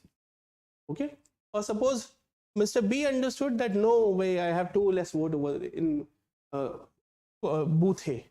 So if suppose in overarching sense Mr. B won the election, he will say like, look, people in booth A hate me. No matter how much I work for them, I can't increase my number from 100 to 900. That won't happen. Okay. So what I should do? I should do nothing for booth A. I will not allot a single rupee for booth A. Whatever money I had to allot for booth A, I will allot it into booth B and booth C, where I have supporters. Okay. So what they will do? This is what politicians do. Accordingly, they will invest money. So one technique which people they do now in many of the places is, because now what happens, like I gave you a simpler example, one single booth doesn't have one machine. One booth has 6 or 7 or 10 machines. Okay. So usually what they do is they merge all the data from all the machines and then do the counting. But booth-wise counting is still done. So political parties do get to know the voting pattern booth by booth. Okay. You don't know it, I don't know it, but political parties do know that in a way, like in a 2-3 square kilometer area, how many voters I have, in a very precise manner. Okay. If you'll meet a sitting MLA, a sitting MP, they will exactly tell you. Okay. They won't be able to mark, okay, from this house how many people voted me, but they can tell you in this locality how many people have voted. Okay. And that estimation itself is going to impact that locality. And that is also bad. That secrecy should also be maintained. But there is no way to do it because it's all electronic. So suppose you can do that instead of counting before, you should take the EVM 1, EVM 2, EVM 3, all 9 EVM, merge all the data and then do the counting. Yes. But then what is the guarantee? Then when the merging of the data happens, then the data doesn't get fudged. That's why the opposition asked for ballot boxes, because in ballot boxes, you have the hard copies. So all you have to do is to take a ballot box, put all the ballots on a table, take another ballot box, put that also, bring all that together, right? Then you will not be able to estimate. In this, if you don't calculate a single EVM's value, okay, then you have to merge with another EVM. The moment electronic addition happens, there will be immediate question on the legitimacy. I don't know how machine works. Maybe one machine is showing 700. I accepted that 700 because there is already a printing machine which is connected with that 700 machine. But this machine is showing 700. This machine was showing 800. Okay. On the final list, if it's shown 1900, then what I'll do? Okay. So that's where the voter privacy issue still exists. That the booth-wise data is an issue which you need to understand. Okay. So once they know about the booth-wise data, then comes the issue of voter intimidation and vote buying. Okay. Constituency by booth by booth intimidation and those things happens a lot. Okay. Because still India lives like this, that we have like rich pockets, poor pockets, caste wise pockets, religion wise pockets are there. In Delhi itself, if you'll see, there are different localities where people from different groupings live. For example,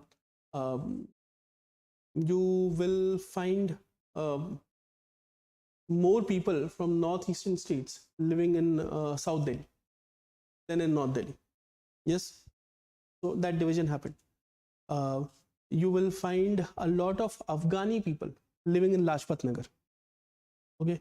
You will find most of the Punjabi people, Sikh community people, they start living from this locality itself here, and then as you move towards West Delhi, there will be Sikh population in more numbers.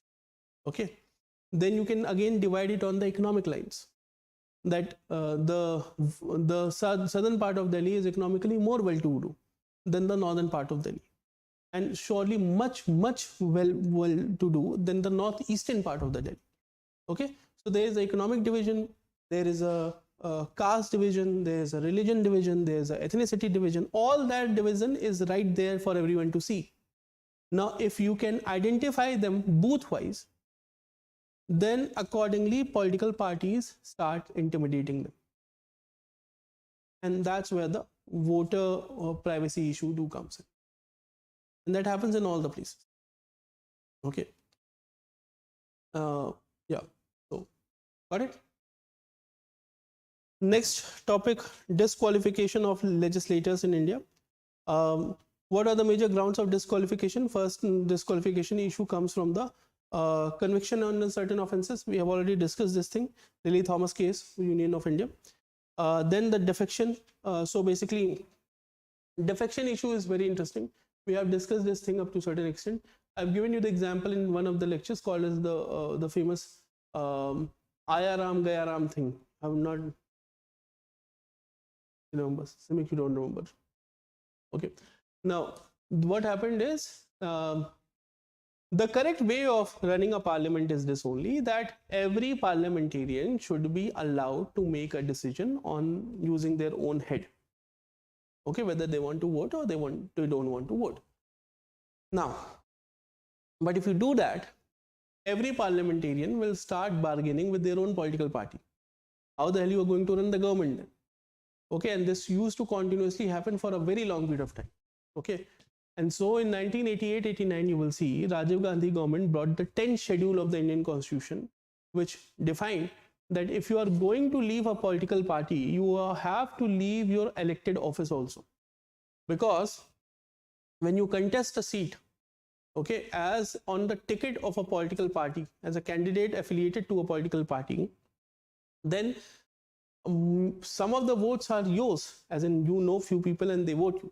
But at the same time, a lot of votes are also for the political party. Those people don't know you, they vote you because you are associated with the political party. Then if you are taking the seats along with you, then what the political party will get? Okay. So the law was made initially that if a single elected person leaves the political party in between the term of office, his office also goes away. Got it? But at the same time, if 1/3 or more than that elected members of a political party leave that party, then it will be considered as break-in in the political party. It won't be called that the political party, a single person has gone. Okay, and breaking inside a political party is not something they are here to stop. So it can happen. So if more than 1/3 people are going to live together, then it is accepted. Now, this was done in 1989. This rule was made much more harsh in 2003 when they said that no, not 1/3. At least 2/3 people has to leave the party together. Then we will say that the party has broken down. Okay, even if half the people, suppose a political party, and when the political party is saying, it doesn't mean the whole political party, the elected members. Suppose a political party has 100 members. Out of 100, if 50 members decide that we will leave the party, still they cannot. If they will leave, they will also have to let go of their elected seat. But out of 100 seats, if 67 people come together, they will say that we want to leave the party. So election commissions will say that you are 2/3 of the party. Why you are leaving the party? You just come out and the party will be with you only. That 1/3 people will be getting out. Okay. So that was done in 2003. So this is the basic idea of defection. Now, first initially this was introduced in the 10th schedule in the Indian Constitution. Quixote Holohan versus case in 1992, the upheld the constituency of anti-defection law, because in this case one was also stated that again the Edmund Burke's law, that Edmund Burke stated what? That it's an individual once elected to the office of the representative, he has to work on his discretion. Okay. Now, if the discretionary idea is why when Edmund Burke back in the 18th century gave this idea that an elected member of parliament has to take decision on his discretion alone. Even though he is the representative of the people, people cannot force him to take a stand. He will decide on his discretion only. Now, if that is the rule, then the discretion should also be applied from the political party side. As in, he should also not listen to political party. If he is taking the discretion and making decision on his own and not getting affected by the people who have elected him, then he should also not be affected by the people of the political party. This argument was given in the court, but that argument was not picked up by the court. Court said yes. Right? And why court said that? Because court understood it that if this would not have happened, there would have innumerous number of dissociation and horse trading in the Indian politics. You would never get a standard elected government. India would become like a Lebanon or a Israel. If you will see Israeli politics or Lebanese politics, you will gone mad. Okay, there's so much dissociation, this and that happening every other day. Okay, so that happens a lot. Okay, if you don't have a stable government. So yes, elections happen, those things happen, but there is a limitation to it. Now, issues with disqualification, again, vague disqualification terms are there, delayed justice, subjectivity in defection cases. Okay, yeah. Now, when it comes to defection cases, the final decision that if someone has defected, okay, now I told you this thing, like understand that suppose there is this Mr. A who is part of political party P. Now A went out alone. Okay.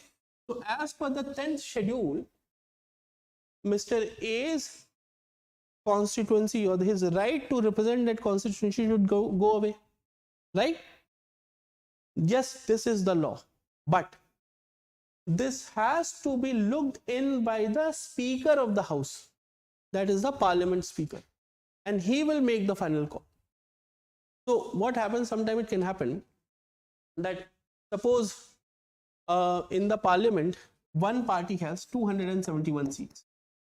They need 273 to form a government. Okay. The other party has all the seats. Fine. Except 2-3 independents. So now independents are not giving the support to this party. And the other party has 260 seats. 3 members out of 260 went out. Immediately they should lose their representation. That doesn't happen. When Speaker will say, then only they will lose. So it can happen still, although this thing has never happened, but it can happen that the 3 out of 260, 3 people will come out. Okay, they will go, they will support these 271. It will become 274. They will form their government. Okay. Then Speaker will decide what has to be done. Yes, there is 10th schedule, but still Speaker's authority in the issues of the Parliament are supreme. So therefore it is written here.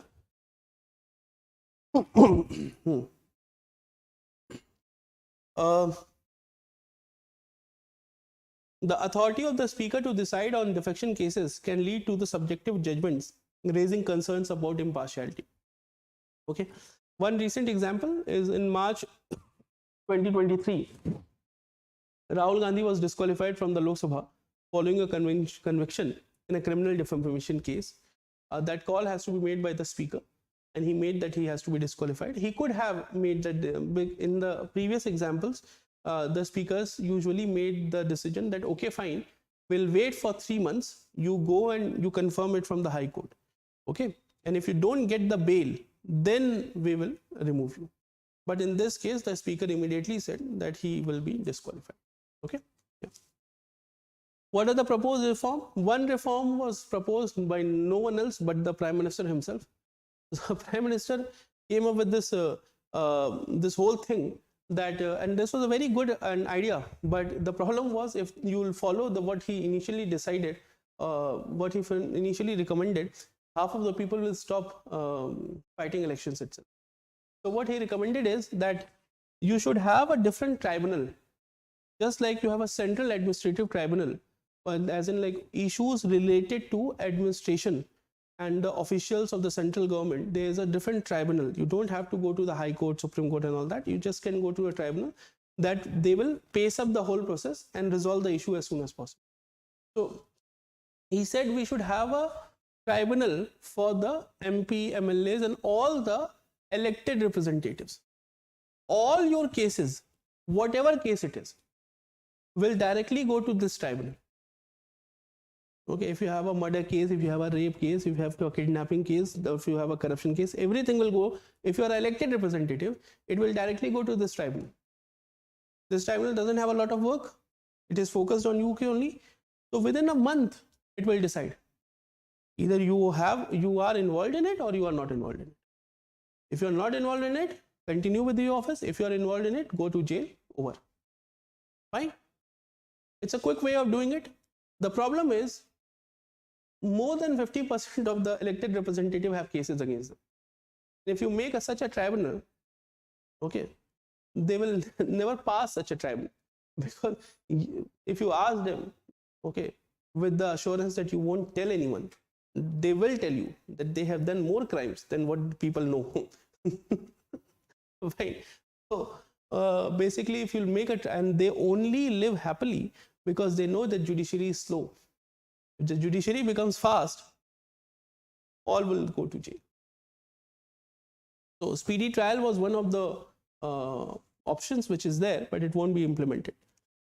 The redefinition, as in disqualification process and all that, can be done. Not done yet, but yeah. Neutral adjudication, as in the independent bodies to handle defection cases, can mitigate biases. As in case like whenever a disqualification, this defection happens in a political party, usually it is decided by the speaker only, that what has to be done.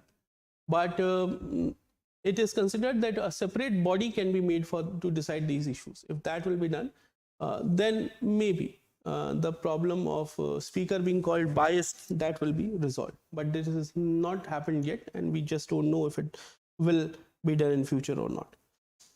Electoral reforms, next topic we have to cover. Addressing voter registration challenges and delimitation concerns.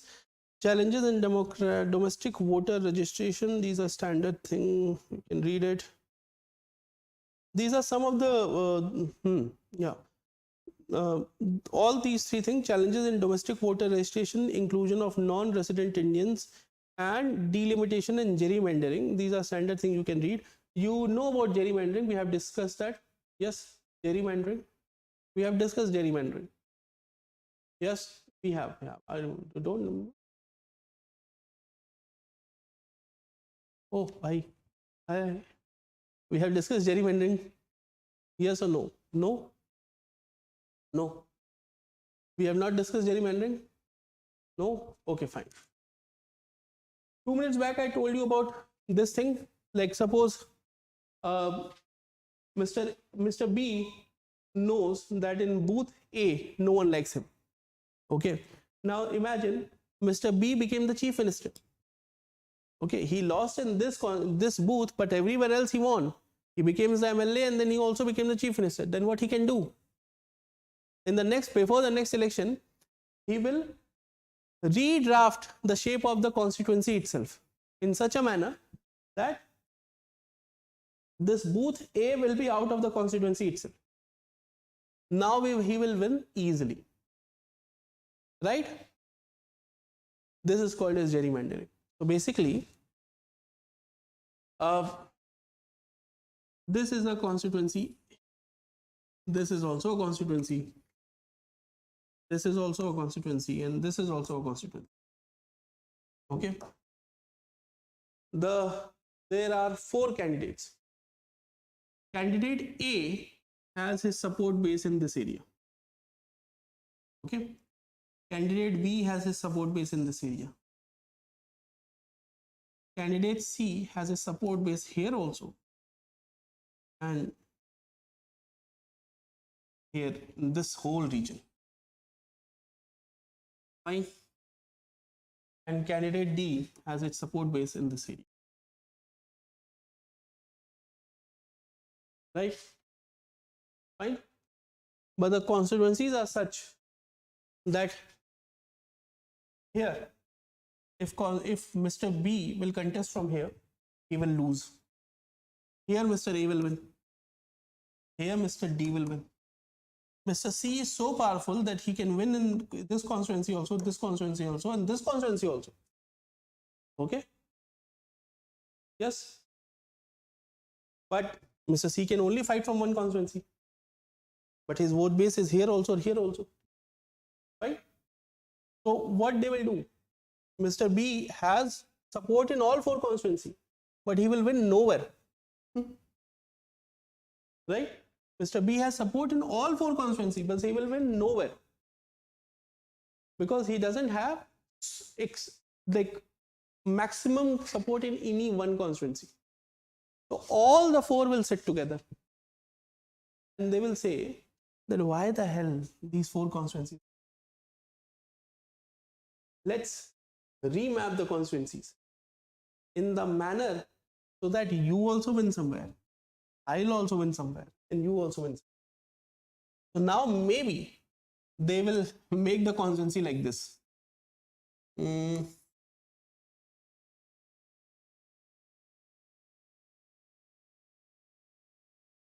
Done.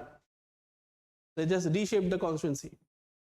Instead of how a constituency should be made, as I told you initially, that on the first day, the idea was that the shape of the constituency should be as close to the shape of the district or the local administrative unit. Suppose the elections are not happening for MP, it is happening for MLA, or maybe happening for corporator, or happening for Jilla Parishad, district council.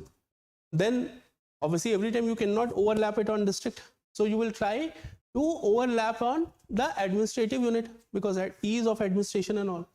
Okay. But instead of focusing on ease of administration, now you are focusing on winnability. Okay. This is called as gerrymandering. Got it? Made sense? Understood? I've explained this already. I think so. Yes.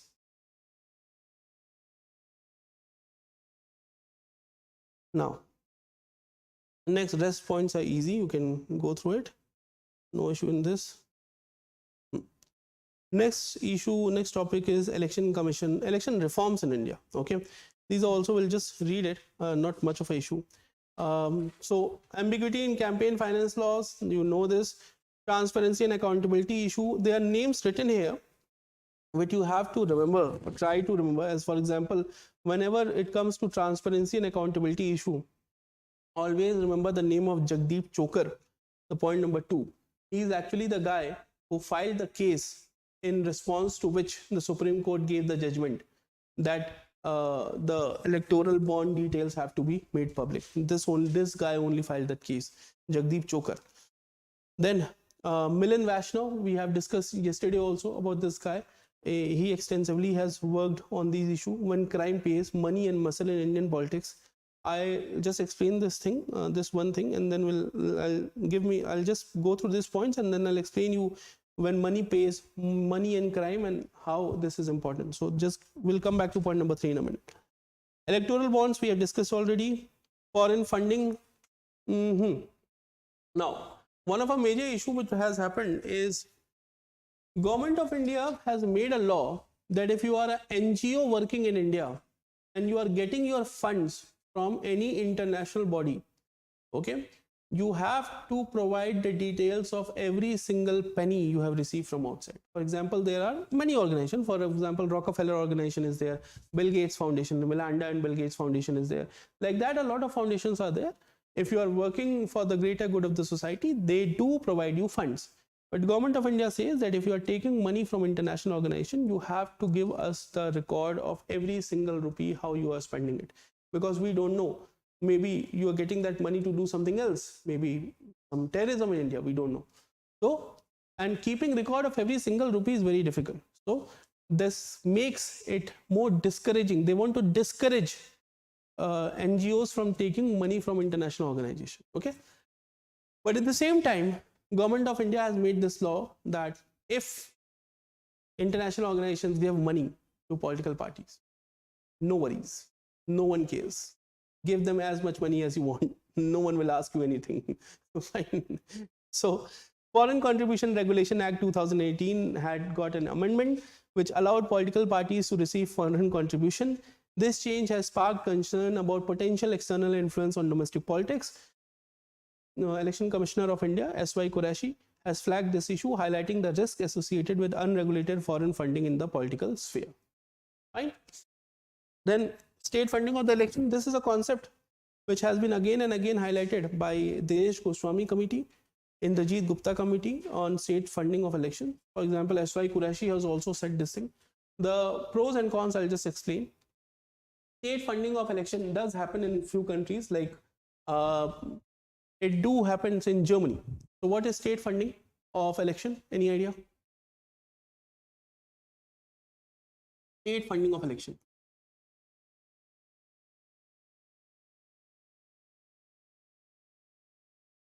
So right now, one of the major source of corruption in whole country is elections only. It's such a big source of corruption. There is a whole election economy in India. The election economy is on posters and banners and this and that, and all that happens. Now, the point here is, if you ask the if you ask the political parties, they will also in a very straightforward, straight face, they will tell you that look, some level of corruption has to be done. I also have to run this party. You ask any political person, they will say that, what do you think? They will immediately tell you. You go to a member of parliament house and you ask them, and they will tell you that, sir, it takes like ₹1 lakh a day just to make the ends meet to the number of people who come to my home. Like it's India. If a person is coming to your home, you have to serve them tea. Okay? If they are also staying after 7 in the evening or 6:30 in the evening, you also have to give them a meal. If someone is coming to your house, you have to give them a chair to sit, a fan on the top. All those things have to be done. It's not like Western countries like, okay, bye, bring your food. You can't do that. And imagine if that person will say that, how much do you think it cost me? Because every day there are 5,000 people on my house. If you are a member of parliament, especially from states like UP or Maharashtra or Madhya Pradesh, there will be more than 5,000-6,000 people every day on your house. Okay? So it costs a lot. Okay? So ₹1 lakh, ₹2 lakh, ₹5 lakh is not a very big issue as a daily expense of a member of parliament. Now the member of parliament will say that, suppose if I'm spending ₹5 lakh a day, what do you think where I'm bringing that money from?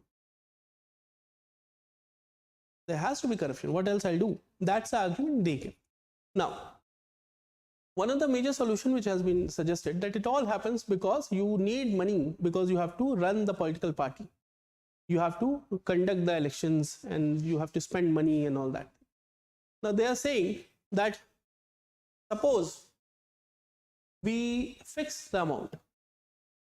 You are putting extra money because the other party is also putting extra money. We'll fix it. Neither they nor you. No one can spend extra. Everyone has to do campaign like the Communist Party of India. Okay? You have not seen the campaign of Communist Party of India? You haven't. You have seen you know how they do it. It's really pathetic. But they get votes. Like, so, yeah, they will actually bring their, what you call instruments, playing instruments and all that. And they have the same flag from 20 years, which they keep in their house and bring every time outside and come with the same flags. Yeah. So, yeah, they do it. But that's the only party which do it. Okay, no one else would. So they, for example, S.Y. Qureshi suggested once that what we should do, suppose there are 1 billion voters. Okay, so putting ₹100 per voter okay, we should put in 100 billion rupee, okay, in a coffer, right? 100 billion rupee, and 100 billion rupee is not too big of amount. Government can manage it. 100 billion is not a big amount for the government. 100 billion rupees, okay. Now they will say that you look that in the last election, which party got how many votes. Whatever votes they have got, in the same proportion, you divide this money to them. Okay? And then say that use this money, do whatever the hell you want to do. But don't take any other money from any other source. Okay? And do whatever you want. This will tackle the issue of corruption. But the problem is, it will also bring a stagnation. It will take away all the opportunity from anyone new who is interested into getting into politics. Because those who have participated in last election, they will do it. What the new person will do with zero money? Because he hasn't got any votes. Suppose if a political party is there who has got last election, they have got only like 1 lakh votes. Okay? But BJP or Congress, they are there with 30 crore votes or 20 crore votes, so they'll have money. But the party with 1 lakh vote really had a very good manifesto, and maybe people also like him. So but they cannot because they don't have money now. So this has a good point that it will reduce the corruption, but it also takes away the opportunity from anyone trying to grow. So there's pros and there's cons. Okay. Something very similar is used in Germany. They don't do this 100 multiplied thing, but they do this thing that they have a defined coffer. And from that country, the central government only give money to all the political parties. Okay, and they are not allowed to take money from outside. On the other hand, United States have a different method. United States says that take money from whosoever you want. We don't have a problem. But whatever money you have taken from whomsoever you have taken, you mention it in public. You want to take money from Bill Gates? Fine, take it. You want to take money from Elon Musk? Take it. Howsoever money, how much ever money you want to take it. No issues. But make sure that you mention it in public view, so that when someone is voting, they know that where your loyalties are before voting itself. That is another way of resolving the issue. That okay, fine, we'll legalize corruption itself. Okay, you are taking money from somewhere, it's fine. You just tell me, I'll have that knowledge in my head and I'll plan accordingly how should I vote. Fine. So that is the issue of state funding of election. Okay. Yeah, and now let's discuss this thing and then we'll end the class. What's the issue is influence of corporate funding when crime pays money and muscle in Indian politics. Money and muscle power in Indian politics.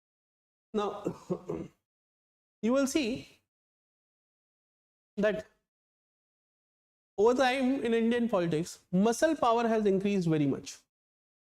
Okay, yes. How it has increased? Why it has increased? Have you seen this? No? The muscle power, it's not means people who go to gym, they are winning elections. As in like, actually people who are local strongmen, people who are also involved in corrupt activities or like illicit activities, people who are like what you call as the local dons, they only becomes the elected leaders also. Have you seen this happening? Yes? Yes? Why it happens?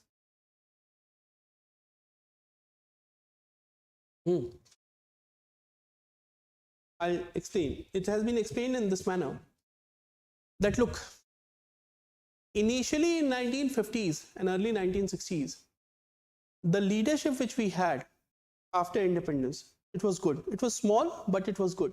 As in they were intelligent and intellectuals. Okay, well-read, people who were in the position. Fine. Then what happened? At that time, the people migration people's migration from rural area to urban area was very less. Either you are a city dweller or you are someone who was living in a village. The village people have their life, the city people have their life. The connectivity was not that much. Okay. The people who are living in cities, they have somewhat money and they have aspiration for good school and this and that. The people who are living in villages, they have that problem, as in like food and all was kind of sorted, but they were looking for some other things. Okay, as in how we can provide good education to our children. There should be school in the village, there should be road connectivity and those speed. By 1970s, it was seen the migration from the villages started towards the cities. Now in 1970s came the period when people, village or people in the village having this aspiration of movement towards the city, that cities will provide you the opportunity to earn more wages. Okay. When the migration started happening, the village people from the villages, from the somewhat lower strata, started moving to the cities. Now, the demand of the city dwellers earlier were very different, because these were the people who historically were living in the cities. They already had houses, they already had schools, the children were going. Their demands were different. So the member of parliament, the MLAs, the MPs, they were handling them in a different manner. Now the new people who came in cities, their demands were very rudimentary, and that was immediate. Earlier, the city dwellers, they were like, there should be good law, there should be secularism, and that's the job of an MP. Okay, there should be good policing, there should be good health facility, and taking care of that was the job of a MLA. There should be good roads, there could be drainage facilities, that's the job of our corporator. That understanding has reached in 1950s and 60s, but only to the few people who were living in the cities. Now in the 70s, when the migration started, and on a very huge level, so many people started coming to cities, and they needed immediate relief. When you come to a new city, I need the house immediately, I need food immediately. You'll say, this is a corporator, he'll take care of drainage facilities and road facilities. You'll like, no sir, I need house. You'll say, this is a MLA, he will take care of local law. Like, no sir, I need house. This is MP, he will take care of bigger laws like constitutional issues. No sir, I need house and food. Now, the people who came from villages, the migrants, their issue was not wrong. Their issue was immediate need. I need security, I need food, and I need house. That's it. Everything else will be taken care of later. Right? So now the demand of the people changed. Okay? And when the demand of the people changed, then you will see entry of the Muslims. Initially, these Muslims were used by the same intelligentsia, the same erstwhile leaders. They used to have these Muslims around them to cater the somewhat requirements of the people, because migration was continuously happening. But in 1970s, it boomed. Now, in 70s onward, when it boomed, the Muslims realized that why we are working under this leader. I can myself become a leader, because now there are so many people from villages that I have a constituency of my own. I don't work for this guy anymore. If I fulfill this person's requirement, and this person's requirement are not very big, he's not asking you to bring constitutional change. All he is asking is security, food, and a house. A Muslim is more capable to provide security than actually the member of parliament. Right? And then you will see the rise of the Muslim politics. Right? And that is how it has evolved. Okay? So migration and inequality has played a very important role in it. Okay? Now, so does that mean that there should be separate kind of representative for the people in the villages and the cities? No. It only means that the government had the responsibility that when the migration was happening, the state institution should have evolved in the same phase. Because now the work which was done by the Musliman was not the work of the Musliman. The providing security was the job of the police department. So it is failure of the state machinery. It is a failure of the police department as an institution to provide security to incoming people, which forced those people to go to the Musliman. Right? It is a failure of the employment department. This is the failure of the market system evolved by the government to provide employment opportunity to incoming people, and that's why they again reach to those people. Right?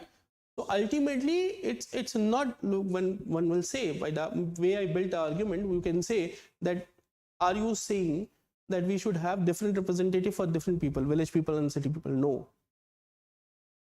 What I'm saying is that the state institutions in the city, the urban areas, have not evolved at the pace which they should have to cater the requirement of incoming migrants.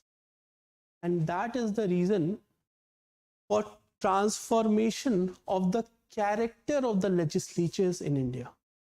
And this is a question which comes in examination. That over the period we have seen there has been a transformation in the character of the legislators, not the legislation, legislators. And this is the reason for that. Make sense? Yes? What, it got too serious or what? Everyone is so serious. What like, are you people going to some, like, after this towards some kind of like death anniversary or what? Like, yeah, that's it. Over, class over.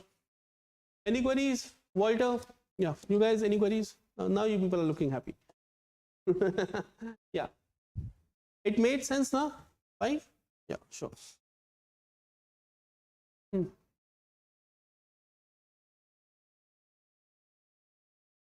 Yesterday I said I'll write something. The suggestion part. Which part? What?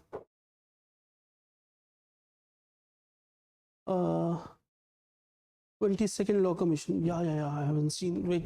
I'll just check it and I'll tell you right now.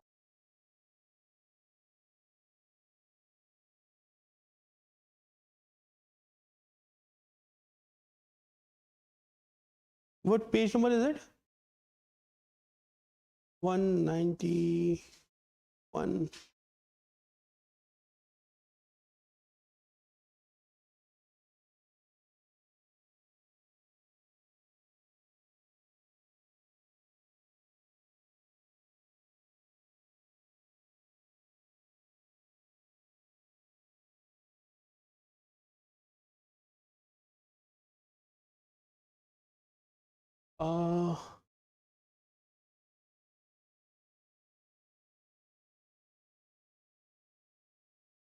Yeah, so Walter is asking that as with regards to master of the roster system, I came across a term called as uncle judge syndrome. Yeah, uncle judge syndrome is there.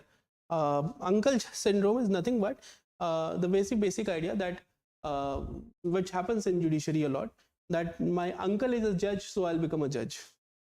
Yeah, that happens. If you'll see Indian judiciary, there are just too many instances of judges having relatives who have been judges. Like, for example, the case of Chanchud only, D.Y. Chanchud. His father was also the Chief Justice of India, and no matter how capable you are, he was a capable judge, but no matter how capable you are, out of a population of 1.4 billion, if you just check out the probability of a person becoming a Chief Justice, it's very, very less. And then a person's son becoming Chief Justice again, and you have to again multiply the whole probability by 140 billion. You have to divide it by 140 billion again. So that is even less, but that happens. So that is the basic idea of uncle judge syndrome. You'll have the Kaju family from Allahabad in UP, okay, and you will find that 3 to 4 generations of them have been judges in India, High Court and Supreme Courts. And there are like that too many instances. There is this instance of Fali Nariman and his son Rohington Nariman. Fali Nariman has been the Solicitor General back in 1978, 1980. So almost 45 years back, Fali Nariman was the Solicitor General of India. That means like one of the senior most judges in India.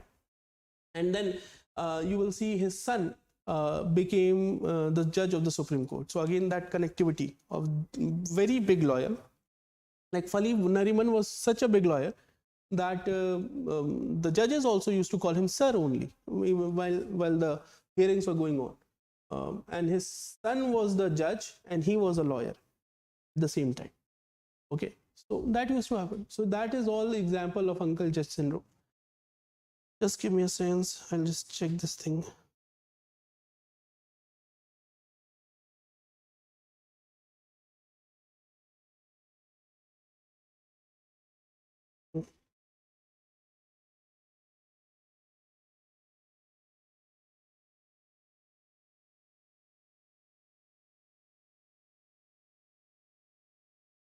It's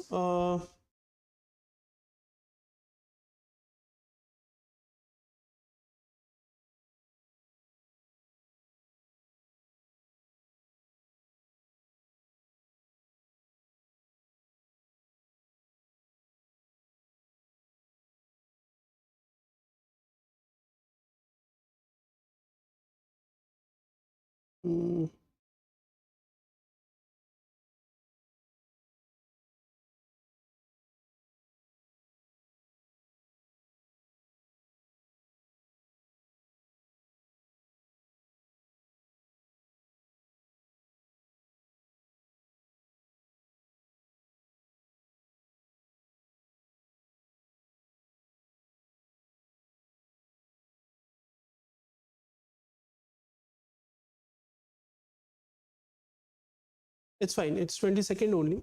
It's 20-second only. 20-second. I got confused with the law report. It's 279th law report. Okay. I got confused in that. That is 22nd Law Commission, 279th law report.